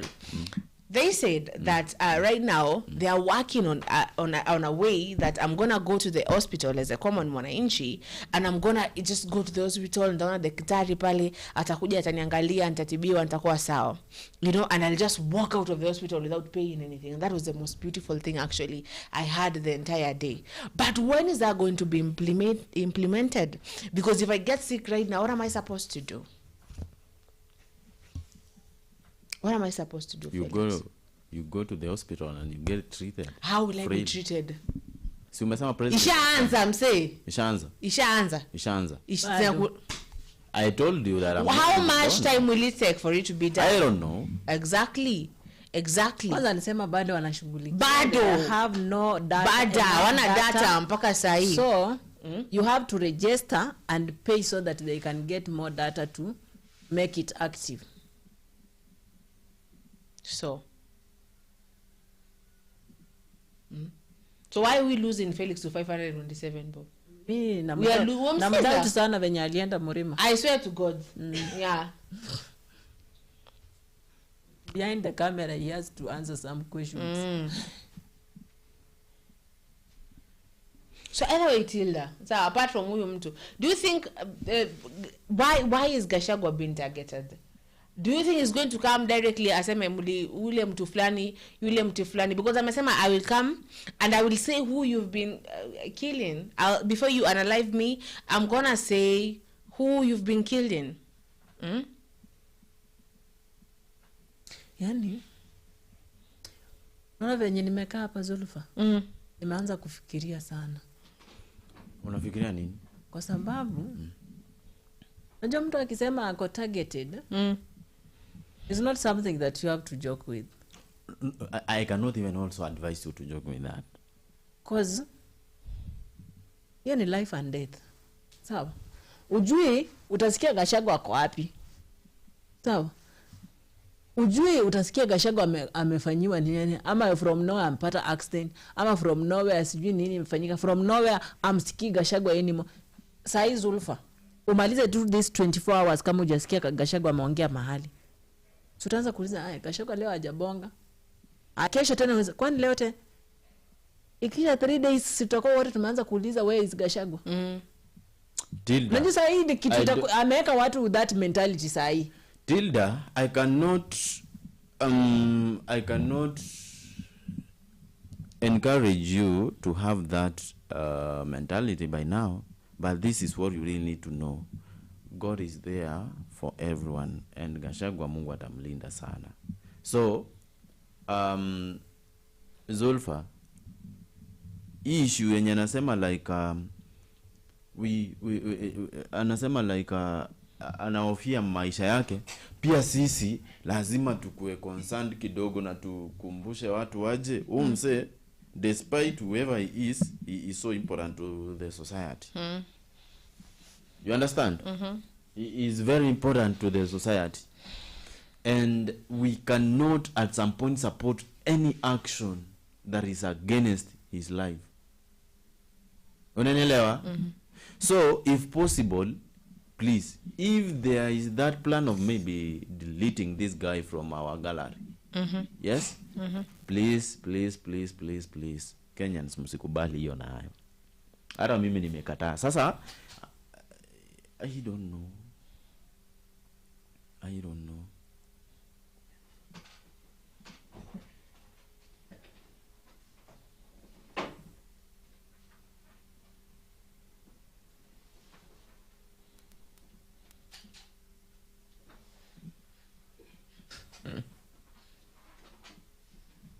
Kamera hata imekata Felix jua.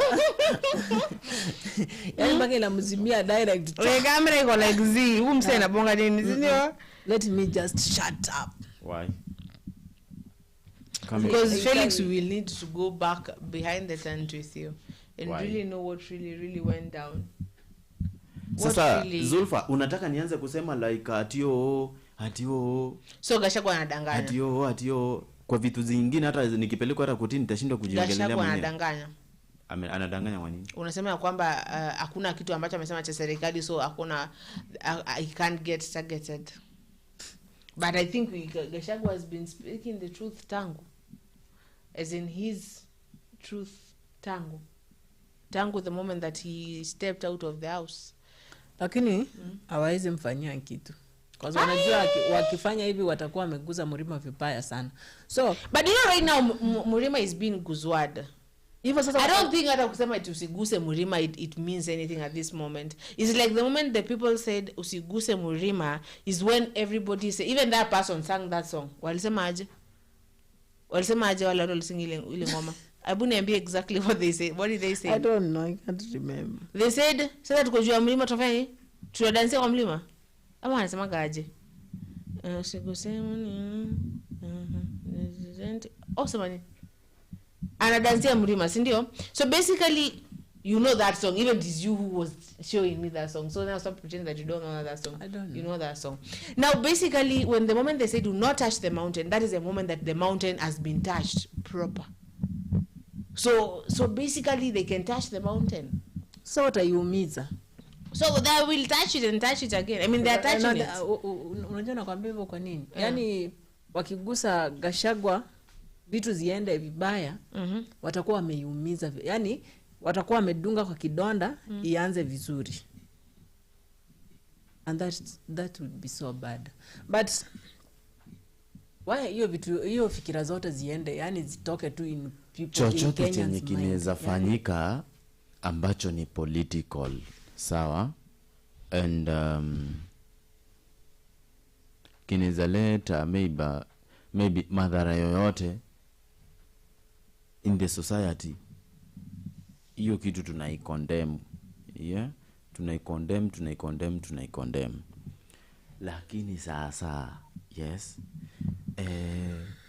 kuanza kutuambia like kuna vitu zingine zinafanyika, tunasema mara government ndio imeingililia. Kuna vitu zingine hata some laws zenye ziko kwa organizations in the country, ukiviolate saa hii zitakuingilia na mtaanza kusema ni serikali. Yes, hiyo mentality tutoa. Let us deal with those things zenye serikali nao imechangia, na if possible kama tunaweza pata information tuambie Wakenya ukweli. Unafikiria serikali inaweza kubali imefanya hii na hii? Ile yenye ni mzuri itakubali. Sikubali Tilda, let me tell you this. Ikubali sikubali obvious. Kuna information nyingine obvious itakuwa shida yao. Na obvious tutajua. ikubali sikubali tutakuwa tumejua ni wao ni ile wanajaribu kukava.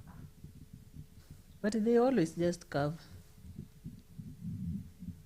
So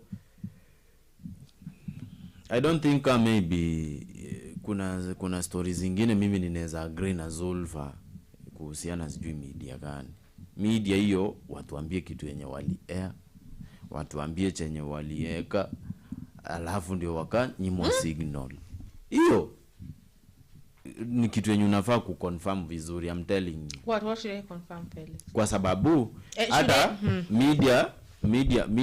media society, yani hii kampuni ya media hii, si unaona wanakuanga na organization zenye zinawa. It is not constitutionally allowed for a media house to be shut down because they were speaking. It is not. Zulfa, it is not, Felix. Tuko na media organizations in the country. The moment media yote inaweza fungiwa, wanaweza simama wasema aje, we want to know why mmetufungia hii. Haya, wamesimama. So I'm being told of the country wamesimama. Yeah. Media Society of Kenya. It will. It imesimama. Hiyo media ilifungwa lini? Haijafungwa msee. Haijafungwa, ulisema nini? Nimesema imenyimwa ku renew license. License ni nini kama si kusimamishiwa? You do not put words in my mouth. I said kunyimwa license ni nini? They have not renewed their license. Yeah. Wako on air ama wako on air? Yeah? Are they on air? Wasipo renew, they won't be in air. Hawatakuwa on air. Right, in coming time they'll not be in air. Sema contradiction aje bro. Unaelewa tunasema? Wait. If this station of which ours is not a station, is a YouTube thing, so we don't need to renew license or whatever. So we are there because it is social media. If the government was included there, then the media council could maybe chip in. Felix, go brush up in your things. Just don't speak. Hata pia kuduleta hapo issues zenye maybe hamjafanya research ya kutosha. It is everywhere, Felix. Just because you don't know. Just because I cannot mention here. Because you don't have because you don't know. Felix has become just an arrogant person at this point. I'm not. Yeah. I'm not. Yes. Yes. And uniseme hapa, I cannot say. But if you like ungekuwa uko na connection maybe ungekuwa unajua but haujui. So Peter Kimani anasema Zulfa, the mountain is slippery for Kasongo. Remember what happened to Ichungwa during the president tour. Okay? So anasema Felix Murima is the problem of Kasongo. But hiyo tunajua and at some point tunajua like amejaribu sana kuwadadisi kwa njia zote zile kuwarudisha at heart, lakini sasa kuna mlima though ku convince watu wa Mount Kenya na inaka tricky kidogo for the president maybe to win their hearts. Hata akiwapatia CS watu wote kutoka huko, awapatie sijui nini na nini, awapatie development zote, bado kuwawini ni ngumu. Hiyo Peter Mina, I agree with you bro, wherever you are, I agree with you completely. Lakini sasa when it comes to all these issues that we could discuss concerning the security at Rigathi Gachagua, please whoever may be is behind the plan, tafadhali tunaomba mpe nafasi ya kupumua, because si vizuri mtu akiishi akiwa na utata like ninaweza anda kwenda hapo hivyo nienda nikiendanga, hapana. We don't want that. I think Felix, you're afraid to speak because you fear the DCI might come for you, so you're like, I better please this government so that when they come they remember. Why na jana niliongea vile Sifuna aliingia president na akamwambia ukweli au kuongea mse, ulisema ya kwamba Sifuna is a wise person, so but I do understand we cannot all be Mekatilili wa Menza. We cannot be. Now can we cannot all be Dedan Kimathi. There's the other person who showed Dedan Kimathi. So next time. So now what are we saying? Next time tutafungiwa TV kama hatuwezi kuwa tumesimama na ukweli. Hata sisi tunaweza fungiwa. So President Ruto, Uhuru, alikuwa Gatundu, sawa? Na alisemaga vitu fulani. Let us not, when it comes to the D-Day, of which I'm hearing, and you said that wanasukuma dates za election. Do you know that there might not be any election in 20? Time Ruto alisema wanaongeza miaka president akae kwa kiti 7 years. Amesahau. Time alisema anataka kuongeza president akae kwa kiti 7 years. Ndio wa vote. Nani alisema? The president. Nani alisema? The president himself.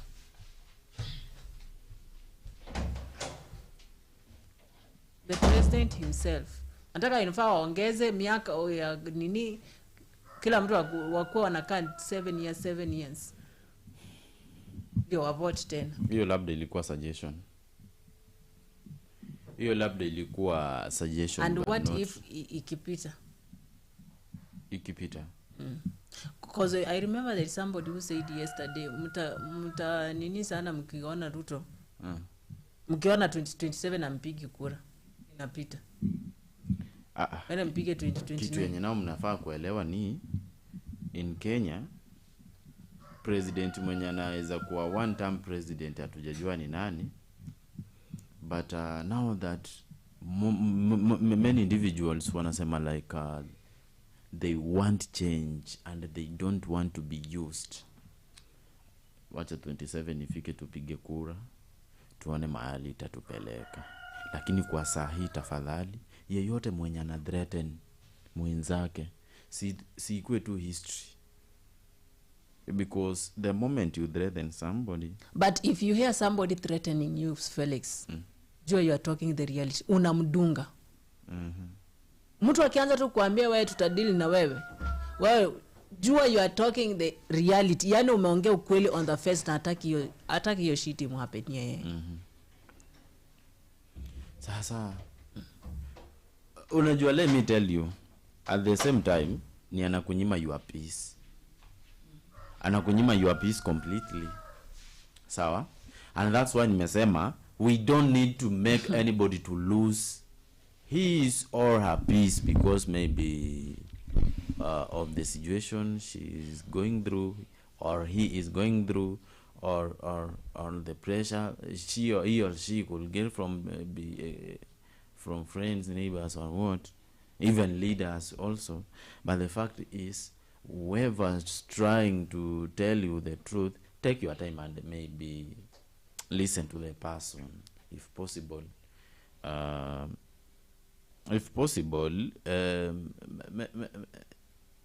Try to take yourself into a simple meeting and try to think about whatever you have been told so that you can know exactly what am I doing, am I the right track. Confirm everything. If you find that the person is just saying because of saying, then that will be the moment you really need to take an action.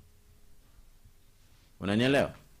Yeah, so kwa yeyote mwenye kulingana na maneno ya Gachagua vile anajaribu kuzungumza, please, life really matter. Kwanza hiyo ndio kilianza nayo. Maisha ni muhimu sana. No man can ever purchase a human life in the whole world. Hakuna. Eti mtu amekufa sasa kuja kununulia maisha tena akupe. Hiyo ni kitu kingine ngori sana. But maybe sometimes maybe money can buy life, yeah? Hakuna. Wakati unatolewa roho. Sawa basi nenda ukakufe uwekewe hiyo maisha. No, I'm saying wakati unatolewa roho unawekwa roho nyingine. Sawa. Wakati unawekwa liver nyingine. Hakuna heart transplant imewahi fanyika. Imefanyika. Guy, unataka ishingi wapi? Kama brain transplant inafanywa mbona heart transplant? Yeah. Have you ever read Think Big by Dr. someone? Ben Carson. Then he will tell you that brain surgeries are done. What does he talk about, Felix? That boy just know people in high school used to see that book and then just know imeandikwa na Ben Carson and nothing else. They never really actually. Tell me about that book. Kijana hata alikuwa na piga teke mawe. Sawa? Nikupea slide story. So, nipe synopsis. He was born in a very poor family and he was living with the mother. So mother ama father ni mama. So he was not performing well in class. So You know, everybody knows the hypnosis, the synopsis. Synopsis of Think Big, but no one actually really. Si watu wengi wamesoma hiyo kitabu vizuri. Now, for sure. Si watu wengi wamesoma hiyo kitabu. Nimesoma hiyo kitabu vibaya sana. Yeah. But so, kitambo. In fact, tuachane hiyo story. What am I trying? There's a point I'm trying to say there. Sawa. Yes. That yes, brain surgery is done, even transplant right now. Sawa. Kwani what is he a doctor of? Ni surgery. Transplant ya akili. See? Wewe read. Felix, to go 2025 mjamaa. Kama kuna hologram, although I've not seen it and I want to really. Hiyo transplant ya akili ilifanyika wapi? Na ikaenda successful. Yeah. You know this. Let me just go read. We are. Hata ujui kuna heart transplants. Iko. Ujui. Sikiza kwanza. Kuna spinal cord transplants.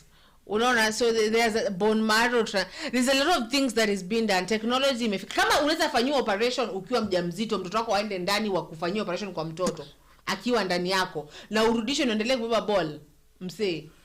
Hiyo ni kitu kingine tofauti my friend. Hiyo ni kitu kingine tofauti sana na ukisema. Do you know there's amniotic fluid around the child? So if they can operate on a child. Code yangu spinal. What am I trying to say? Akili yangu ikiruka iko ya wazimu. Kama where we are going now, people are being tumefikia anyway. Wala usikie msi. Kama hapo ndo tumefikia, I really appreciate this technology. Yeah, technology. So if people are getting frozen, technology. Yeah, people are getting frozen. Like I can go, if I have money, I can go get frozen niamke 20 ama 300 3000. Is this 20 ama 3000? Niamke 3000 mse. Sawa. Imefika hapo. I can wake up. Niseme I want to wake up when the dinosaurs come back again. They freeze you. But that is for the rich people. You are obsessed with movies. No, that is not a movie. Aki walai. Now this is why again we can never be a match, Felix, because now because the things I am into. Do you know the dimensions? Yes. Do you know the dimensions of the earth, of the world, of the universe? You can make me know. Sawa. Yes. How many dimensions do we have? Where are we in the dimensions? Sawa. You see? You see? Unaona? Mpaka sai, do you know about time traveling? Do you know about teleporting? Do you know about space and time continuum? All those kind of things now is what I am into. And until I find a man who we can really understand the dimensions, we can speak about the multi-universes, we can go and watch about the anglerfish that was recently, we can talk about that thing that is under the sea, unaona, we can talk about mermaids, we can talk about aliens, you see, those kind of things. Now what are we saying? Niache wewe endelea tu kuongelea mambo ya nini kwanza. I really need to know hii ni hospitali gani yenye mtu aliwahi fanywa brain transplant. It is a certain hospital in Washington. Transplant. Yeah. Things are happening, Felix. Transplant. Yeah. Of the brain. Yes. Like someone dies and they're like, don't let my brain go, so give it to someone. And then this one, anataka your brain, and I kill your brain. Like people still have the brain of someone like Nikola Tesla. Do you know the akili vile inakaa? Inakaaje? Unajua akili vile inakaa? Inakaaje? Sasa unaniambia tunaweza transplant kitu yenye na kwa inakaaje though? Unajua ile? Like worms.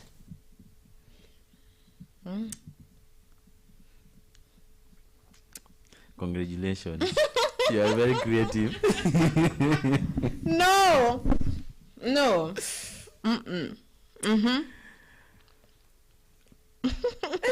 God of mercy. This is Kenya News Alert TV, truly. Felix, things are happening. Things are going down. So people are discovering that there are lost cities. People have discovered the lost city of Atlantis. So we are going. People have discovered that we are not the only people in the galaxy. There are other lives in other who walk in a Pluto, walk in a Mercury, they are discovering that there are people there. So trust me, you need to get into science so much, whatever, and really know. People have discovered that no one ever actually stepped on the moon. sawa, those everything was just put nini, watu walifanya tu kujifanya wameenda kwa moon. Hakuna mtu aliyetoka kwa indangwa stratosphere. What is it called hiyo kitu kwa hapo ya mwisho? Is it called stratosphere? How is it called? Mtu wa geography, what is it called? You're a geography, you're true geography people. Ninakumbuka thermosphere inakaa huko katikati, ndio? Mahali. Thermosphere ni katikati. Huko mahali kuna ya mwisho ni gani mtu aje? Si huko juu kuna the highest. Kulikuwa na atmosphere ni ya hii yetu mahali tuko. Alafu unapanda juu kidogo unapata sijui isijiaje. I don't know. Is it the stratosphere? Inaweza kuwa lakini I'm not sure. No, that one now. So basically no one has, hakuna kitu inaweza toka hapo iende juu. That's why when you see those moon pictures, but I don't want to get into conspiracy and those theories because that one amta nitoa hapo ndashindia hivyo. So yeah, what am I saying? I am saying that Gachagua's life is in danger according to Gachagua.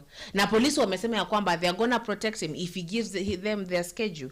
Na saizi as we're speaking right now, the president is in Nakuru, you know, after the Butere scandal, huko anaendelea kuzindua miradi. So sijui kama Mr. Producer ndio tupeleka pale kidogo tugusia and then we come back.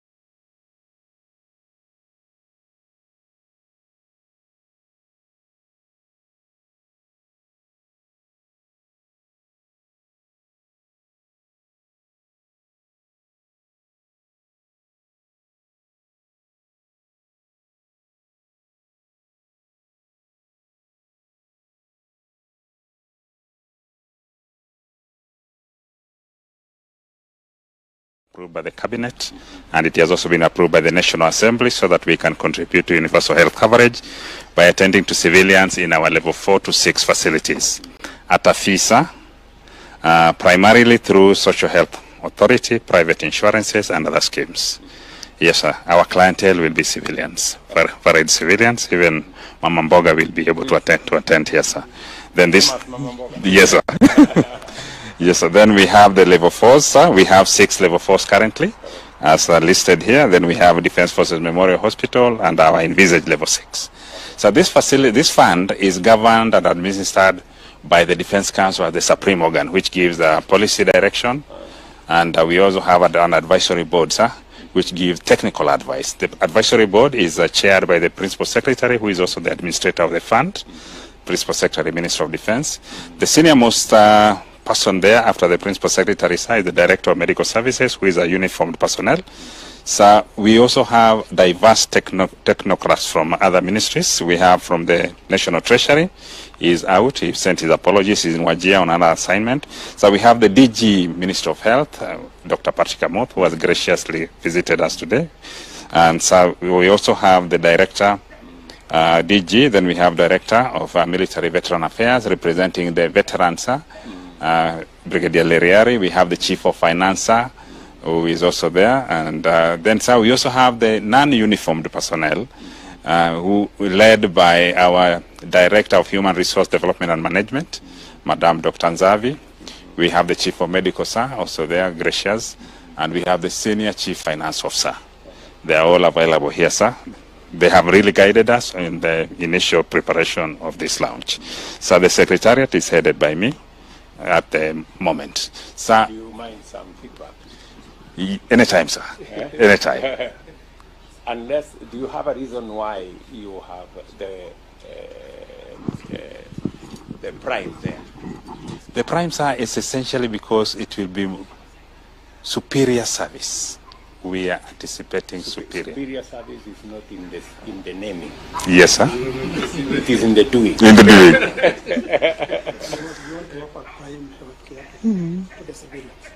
But yes, but it is in the doing. Yes, sir.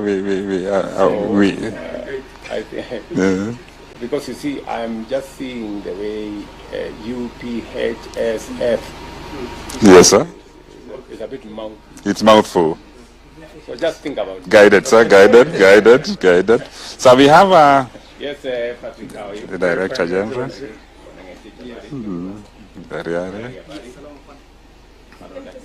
Dr. Nzavi, Dr. Ngunda, then Mr. Mutuma, Senior Chief Finance Officer. How are you, Professor? Our stakeholders, sir. Yeah. He's the CEO. Hello. Then Brigadier Limo from Defense Forces as well, sir, and from Defense Forces Medical Insurance Scheme. Yes. Sir, after that, we request, sir, that you press on the buzzer so that we can unveil the plague. And now, His Excellency will launch the band in 5, 4, 3, 2, 1 now.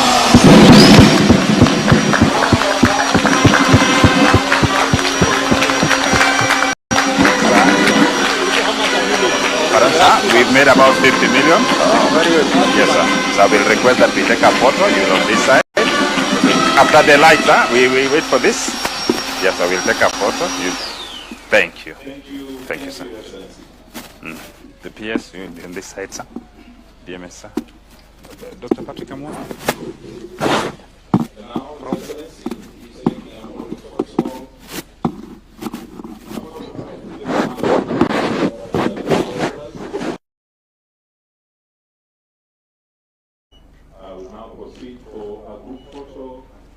Thank you, sir. That's the end of the tour. Thank you. Thank you, sir.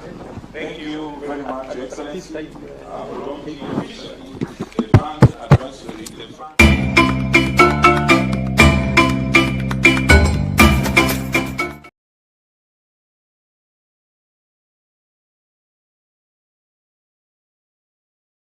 Is in Nakuru for the first time after the Butere issue, because the Butere issue was shaken the entire it has shaken the entire world, because actually the BBC talked about it, CNN, Europe, USA, they were talking about that issue of Butere girls. Yes, and I do hope at some point Kenya itakuwa sawa.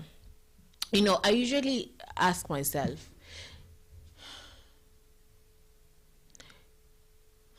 and I don't want to ask that. I'm going to ask myself that question after we are finished with this live. So I'm not going to really ask myself that question right now. So the thing is, I'm going to pray for... Okay, this is the thing. Zulfa, the same police withdrew his security. So he, as come a public figure, you need to have security. Yes, you need to be given security. It's like when they withdrew security at Uhuru, Mama Ngina, and that one caused actually an uproar. Mama Ngina is our first lady, like literally our first lady. Yes. That one anafaa tukimwona tunalala chini tukanyaga juu tunapiga. Wallahi, I love that woman. I love Mama Ngina so much. I don't it's because we come from the same place. But the thing is, I just love her so much. So now, because they are muda pale kakazengu na dadengu, nakupa muda dadengu. Touch it. Touch, please. Let me give them kakengu. Wakati wa kuongea. Don't accept it now. It is right Swahili now. It is the Sukuma. The Sukuma people speak that way. What? The Sukuma people speak that way. They call you dadengu ama kakengu.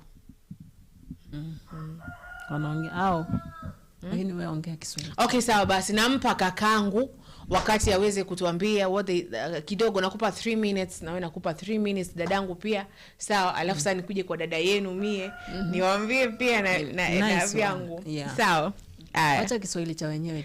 Wacha basi. Ongea chako. Right now I am dating a Sukuma person. You don't want me to know that they are you are lying. I have this thing. Akina nafaa kuacha program. Tilda, tumetolewa kutoka kwa Wanjiko. Tumepelekwa. Are you serious? Tumepelekwa kwa Wanjiko. Ilikuwa ni Wanjiro. Wanjiro. Wanjiro. What they call themselves Wanjiro, but in writings you could say Wanjiru. Wanjiru. Yeah. Wanjiru. Wanjiro. So the side tumepelekwa Sukuma. Next sijui tutapelekwa Managu nini. Anyway. So guys, kwenda Sukuma people ngoja. The Sukuma, you don't know this Wasukuma of Tanzania. Wenye wanakana tabia yake. Wacha. Sawa wacha. So ndio wanakana tabia za Sukuma. The Sukuma people, you know. Unaona mali anaenda. Kuna Wapogo, Wanyamwezi, Wasukuma, Wachaga, those are the Bantus of Tanzania. Yeah. You want me to take you back to history? So the Sukuma people now, they're the one who speak that way. Now because I'm dating a Sukuma right now, I need to know how they speak. So that my in-laws, nyamaza. So that my in-laws can, I have that thing where I teach myself someone's language. And I shouldn't. You see how now I speak fluent Kisii? Oh. Me.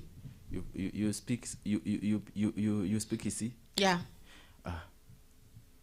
Then you're a genius. It's okay. So I was trying to say, I was trying to say that whatever the president is before you go on, let me read something here. Yeah. So Peter says, Zulfa True Mangina is a respectful person. Let me tell you, and we should always respect Mangina. When you see Mangina, you see where Kenya started. You know that, yeah? But I want to ask a question, akiwalai. Sawa?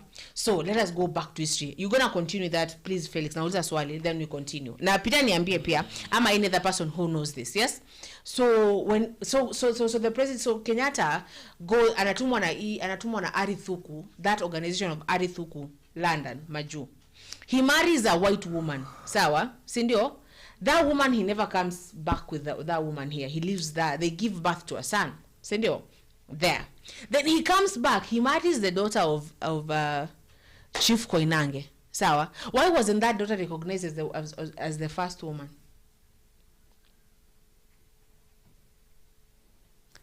Because ndio yako. No, actually it's a genuine question that I want you to know. Ule mwingine sasa. Huyu Ngina si mtoto wa Koinange. Ngina is a different woman. So, let me tell you. Ule si yako huko. She's no longer in Kenya. I don't even know her name. She's not in Kenya. Sikia nimesema. Aliacha bibi mzungu Maju. Sasa si huyo yako huko, mbona kweli kwa akakuja Kenya. Alipokuja Kenya, he married the daughter of the great chief Koinange. Ama they married, ama they had a child. Something, sawa? And then we don't know that daughter. Now we know Ngina. Why is that? Why wasn't she recognized as the first lady? Are you talking about Jomo Kenyatta? Mother to President Uhuru? No, Ngina is the mother to President Uhuru. I'm talking about that daughter of Chief Koinange that Jomo Kenyatta was involved with. Why wasn't she recognized? And you know, unasikia alikuwa ni great chief Koinange, of which people felt it as a betrayal because Chief Koinange had joined the colonials. Yes? Yeah. So why is that? Why wasn't she recognized as the first lady? Okay. He married as the second or first? Ule mzungu alikuja na yeye huko, obviously. That was a colon. Obviously, huyo angekuja na yeye huko. Alimwacha huko. So we are not talking even about that white lady. We are talking about when he landed here, he became friends with Chief Koinange. They started teaching a certain mission school huko kwao, and he married, ama he got involved with that daughter of Chief Koinange. So why wasn't she? By the Peter, I really want to. There's a question that I've been asking, and I want to know, as in, why was that, and how did Ngina come to be? You know, it is questions that they should really get answered. Yes. Ama watu wa geography amtaki kujua. Why are you looking at me like that? I just want answers. To challenge though, but the fact is that we really need also to have that information because. You didn't have that information. Okay, somewhere there. I'm not going to mention Kwao. I know Kwao, so I know her place, but apparently now her place is not recognized in a place that she was married. Now it is a whole thing. So the thing is.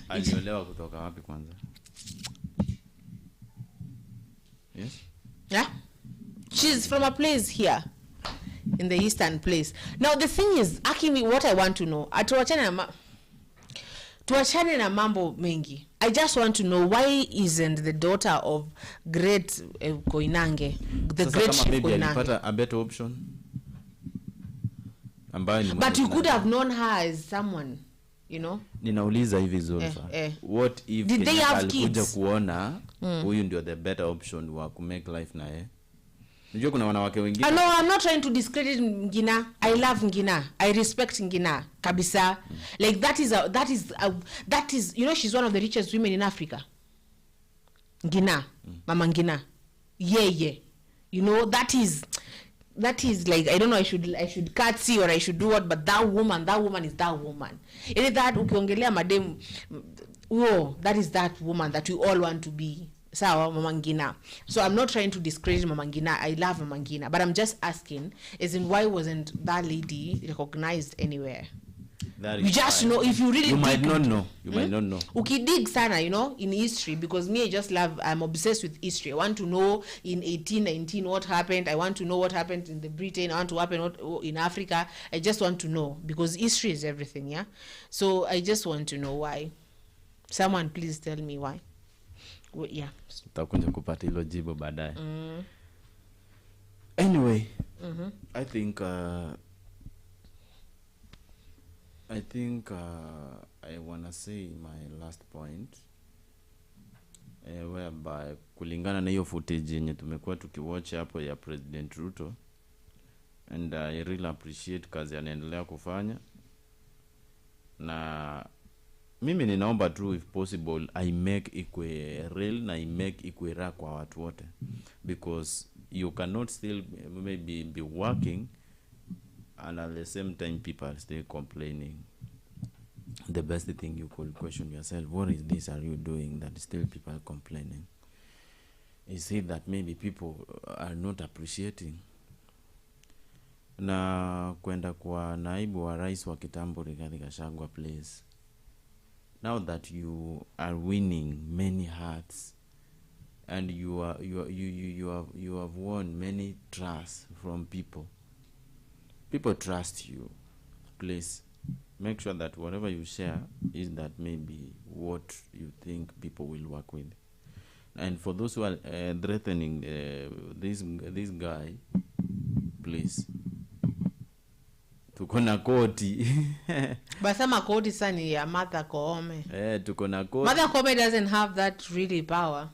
It's okay, but tuko na koti na tuko na constitution yenye inafuata. Kama maybe yenye tunafuatilia. You know, Felix, sometimes I look at it and I think, do I relent? You know, do I just relent and be like, what do you want me to say?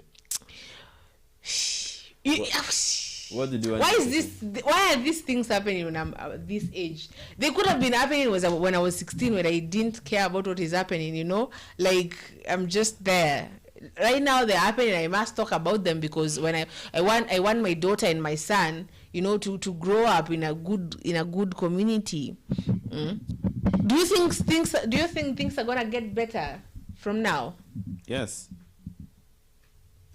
they will. Good. Yes, they will. Nice one. How will they get better, Felix? They will get better. How will they? They will. Oh, before we finish, because tuashinde hivyo. Sawa, and I see you. Mtu wa 527 bob nakuona. Sawa, now hiyo Zulfa itoshi hata credit. But I know you're getting it. 527,000. Alafu mimi si mtu wa kununuliwa for your information. I know you're a good person, yeah? Yes. Now, so what am I trying to say? So I want the camera to go to Tilda. Tilda, look up. Now let it come to me.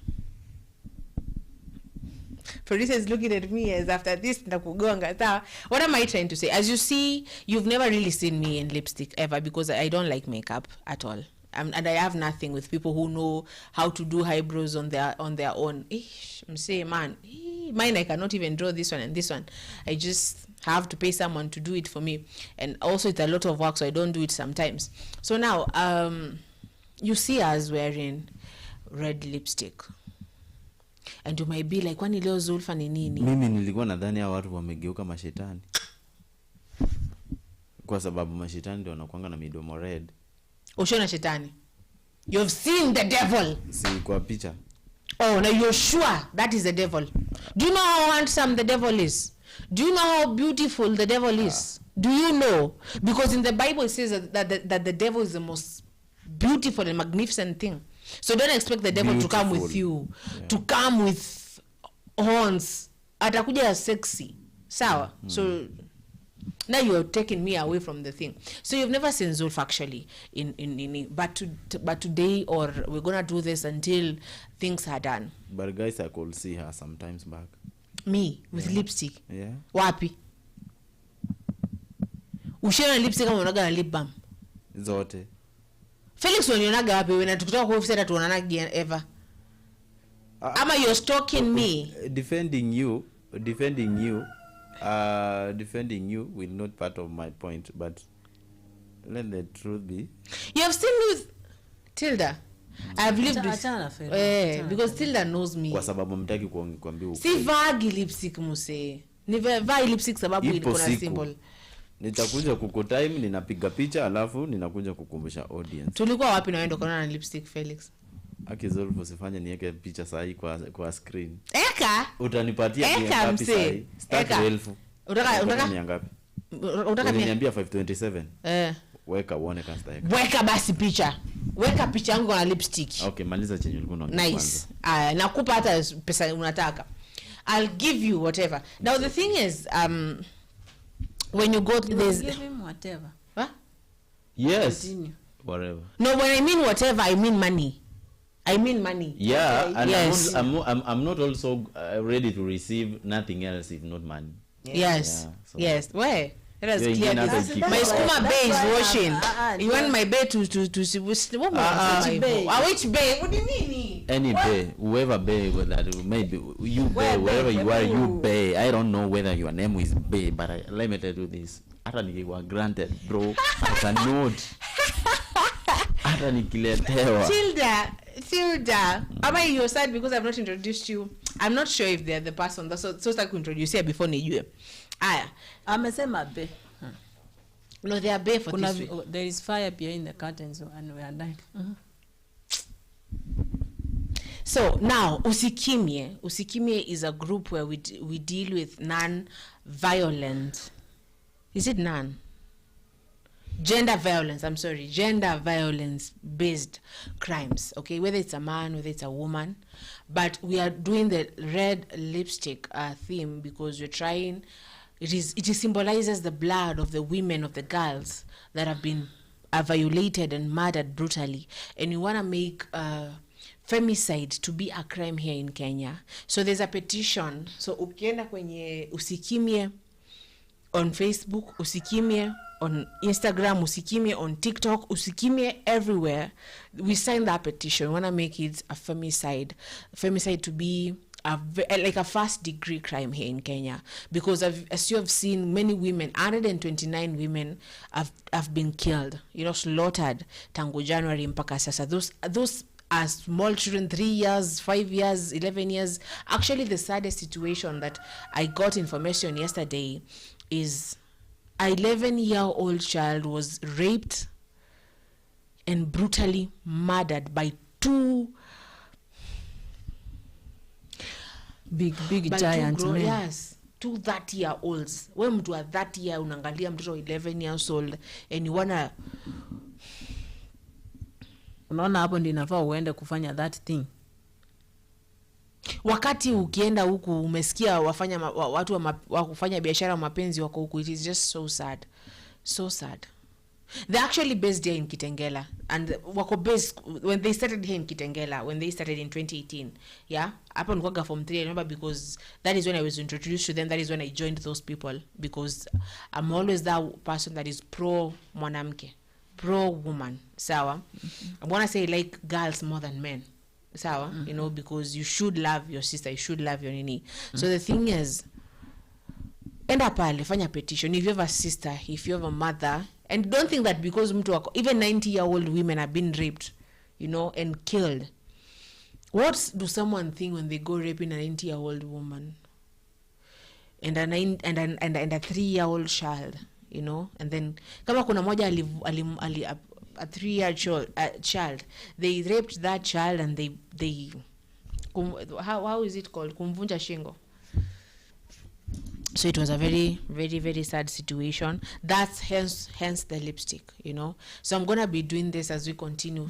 It is a symbol, again, it is a symbol for the blood that has been shed. Juzi tulisikia story ya ule msichana, was it Kemunto?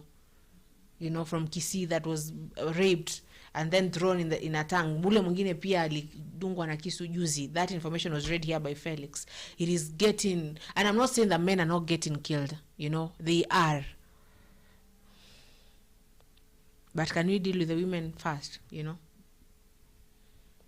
So, if you're a sister, you know, go there on Usikimye platforms, social platforms, and we go sign the petition. We're looking for 100,000 signatures. But we have like 50-something. They are growing though. I'm continuing to, ndeta zikiwa 53,000 asubuhi. So I do hope that tuko wengi man, to sign hizo vitu. So I'm gonna give you the chance to speak, and then we give it to Felix, and we wrap up the show. We meet here saa 6. Okay, thank you very much, guys. We have been here. One beer at least 1, 2, 3. Thank you for those who have tuned in. Thank you for those who are liking, for those who are sharing, for those who are commenting, subscribing, for those who are just viewing silently.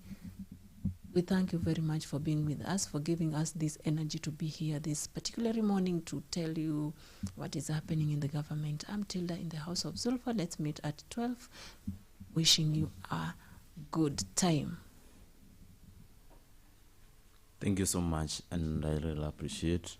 Thank you for joining us, guys. When it comes to death, early marriages, and other things that are maybe making women to feel pressured, we really need to focus and see how we can solve about that. At the same time, I never knew that a red lipstick, is that the way you call those things? I never knew that the red one could maybe signify the same. I think it is just for now. It is being used for now. Okay. As a symbol. But whatever happening right now, please let us focus on how to end those things, and maybe think on how we really need to develop politically, socially, economically, and even psychologically, spiritually. If possible, everything will be okay. Chenye kiko na mwanzo kiko na mwisho. Chenye kiko na mwanzo kiko na mwisho. And I can say that whatever is happening, please let us try to focus on how we can end those issues. This is Plains and Felix, and I welcome you back to Kenya News Alert TV. Rigathi, Gachagua, wherever you are, stay safe and feel loved by Kenyans. President Ruto the same. Whoever is concerned in Kenyan government, Kenyan leadership. Naona my sisters wanacheka hapa, wanadhani nimeingia kwa government, sijaingia kwa government. Mimi niko tu. Government ikinifanyia kitu mzuri yenye inaweza nifurahisha saa hii, nikipigia kura 2027 nani atanipiga viboko? Na ikiniudhi nikose kuipigia kura 2027 nani baada atanipiga viboko? So my sisters, they really need to know that in life we strive for the best to get whatever you want. So may you have a nice moment until we meet again by 12. Thank you so much. This is Plains and Felix. Bye. Yeah, so Felix nasema kwamba they didn't know that red symbolizes blood. You did what? Wewe uko na shida mingi. Mimi nimesema red lipstick on your mouth. Now when you see ladies now on this, just know it is symbolizing the blood that has been shed. That is the thing. That is what we are doing. Nyinyi wanawake sijui mmechanganyikiwa at some point. You know, just approach my temple pole pole. Kwenda na. Sawa mse? Bye. Aya. Pole, si nyinyi wanawake, nyinyi wewe Zulfa. What By then nimeongea vibaya. Hiyo nao withdraw. Withdraw and apologize to the house. Why Zulfu umechanganya? Apologize to the house mzee. Why Zulfu umechanganya? Apologize now. Apologize to the people of Kenya. Wewe. Kwa Kenya, kwa wenzangu hapo hivyo nishauri. Thank you for the apologies. Thank you so much, guys. We were just saying. Let me laugh, okay? Have you ever been so upset that you just laugh? Producer. We ngoja nimalizie story yangu. Ukikata kama sijasema jina producer, you just pack and go back to. Thank you. Just to do now that we see how you are going to pack. Now so my name, my beautiful name. I can anyway, yeah, say your name, please. If you've cut it before I say my name. Producer, look at me. Where? Fit. Now, my beautiful name is Zulfa.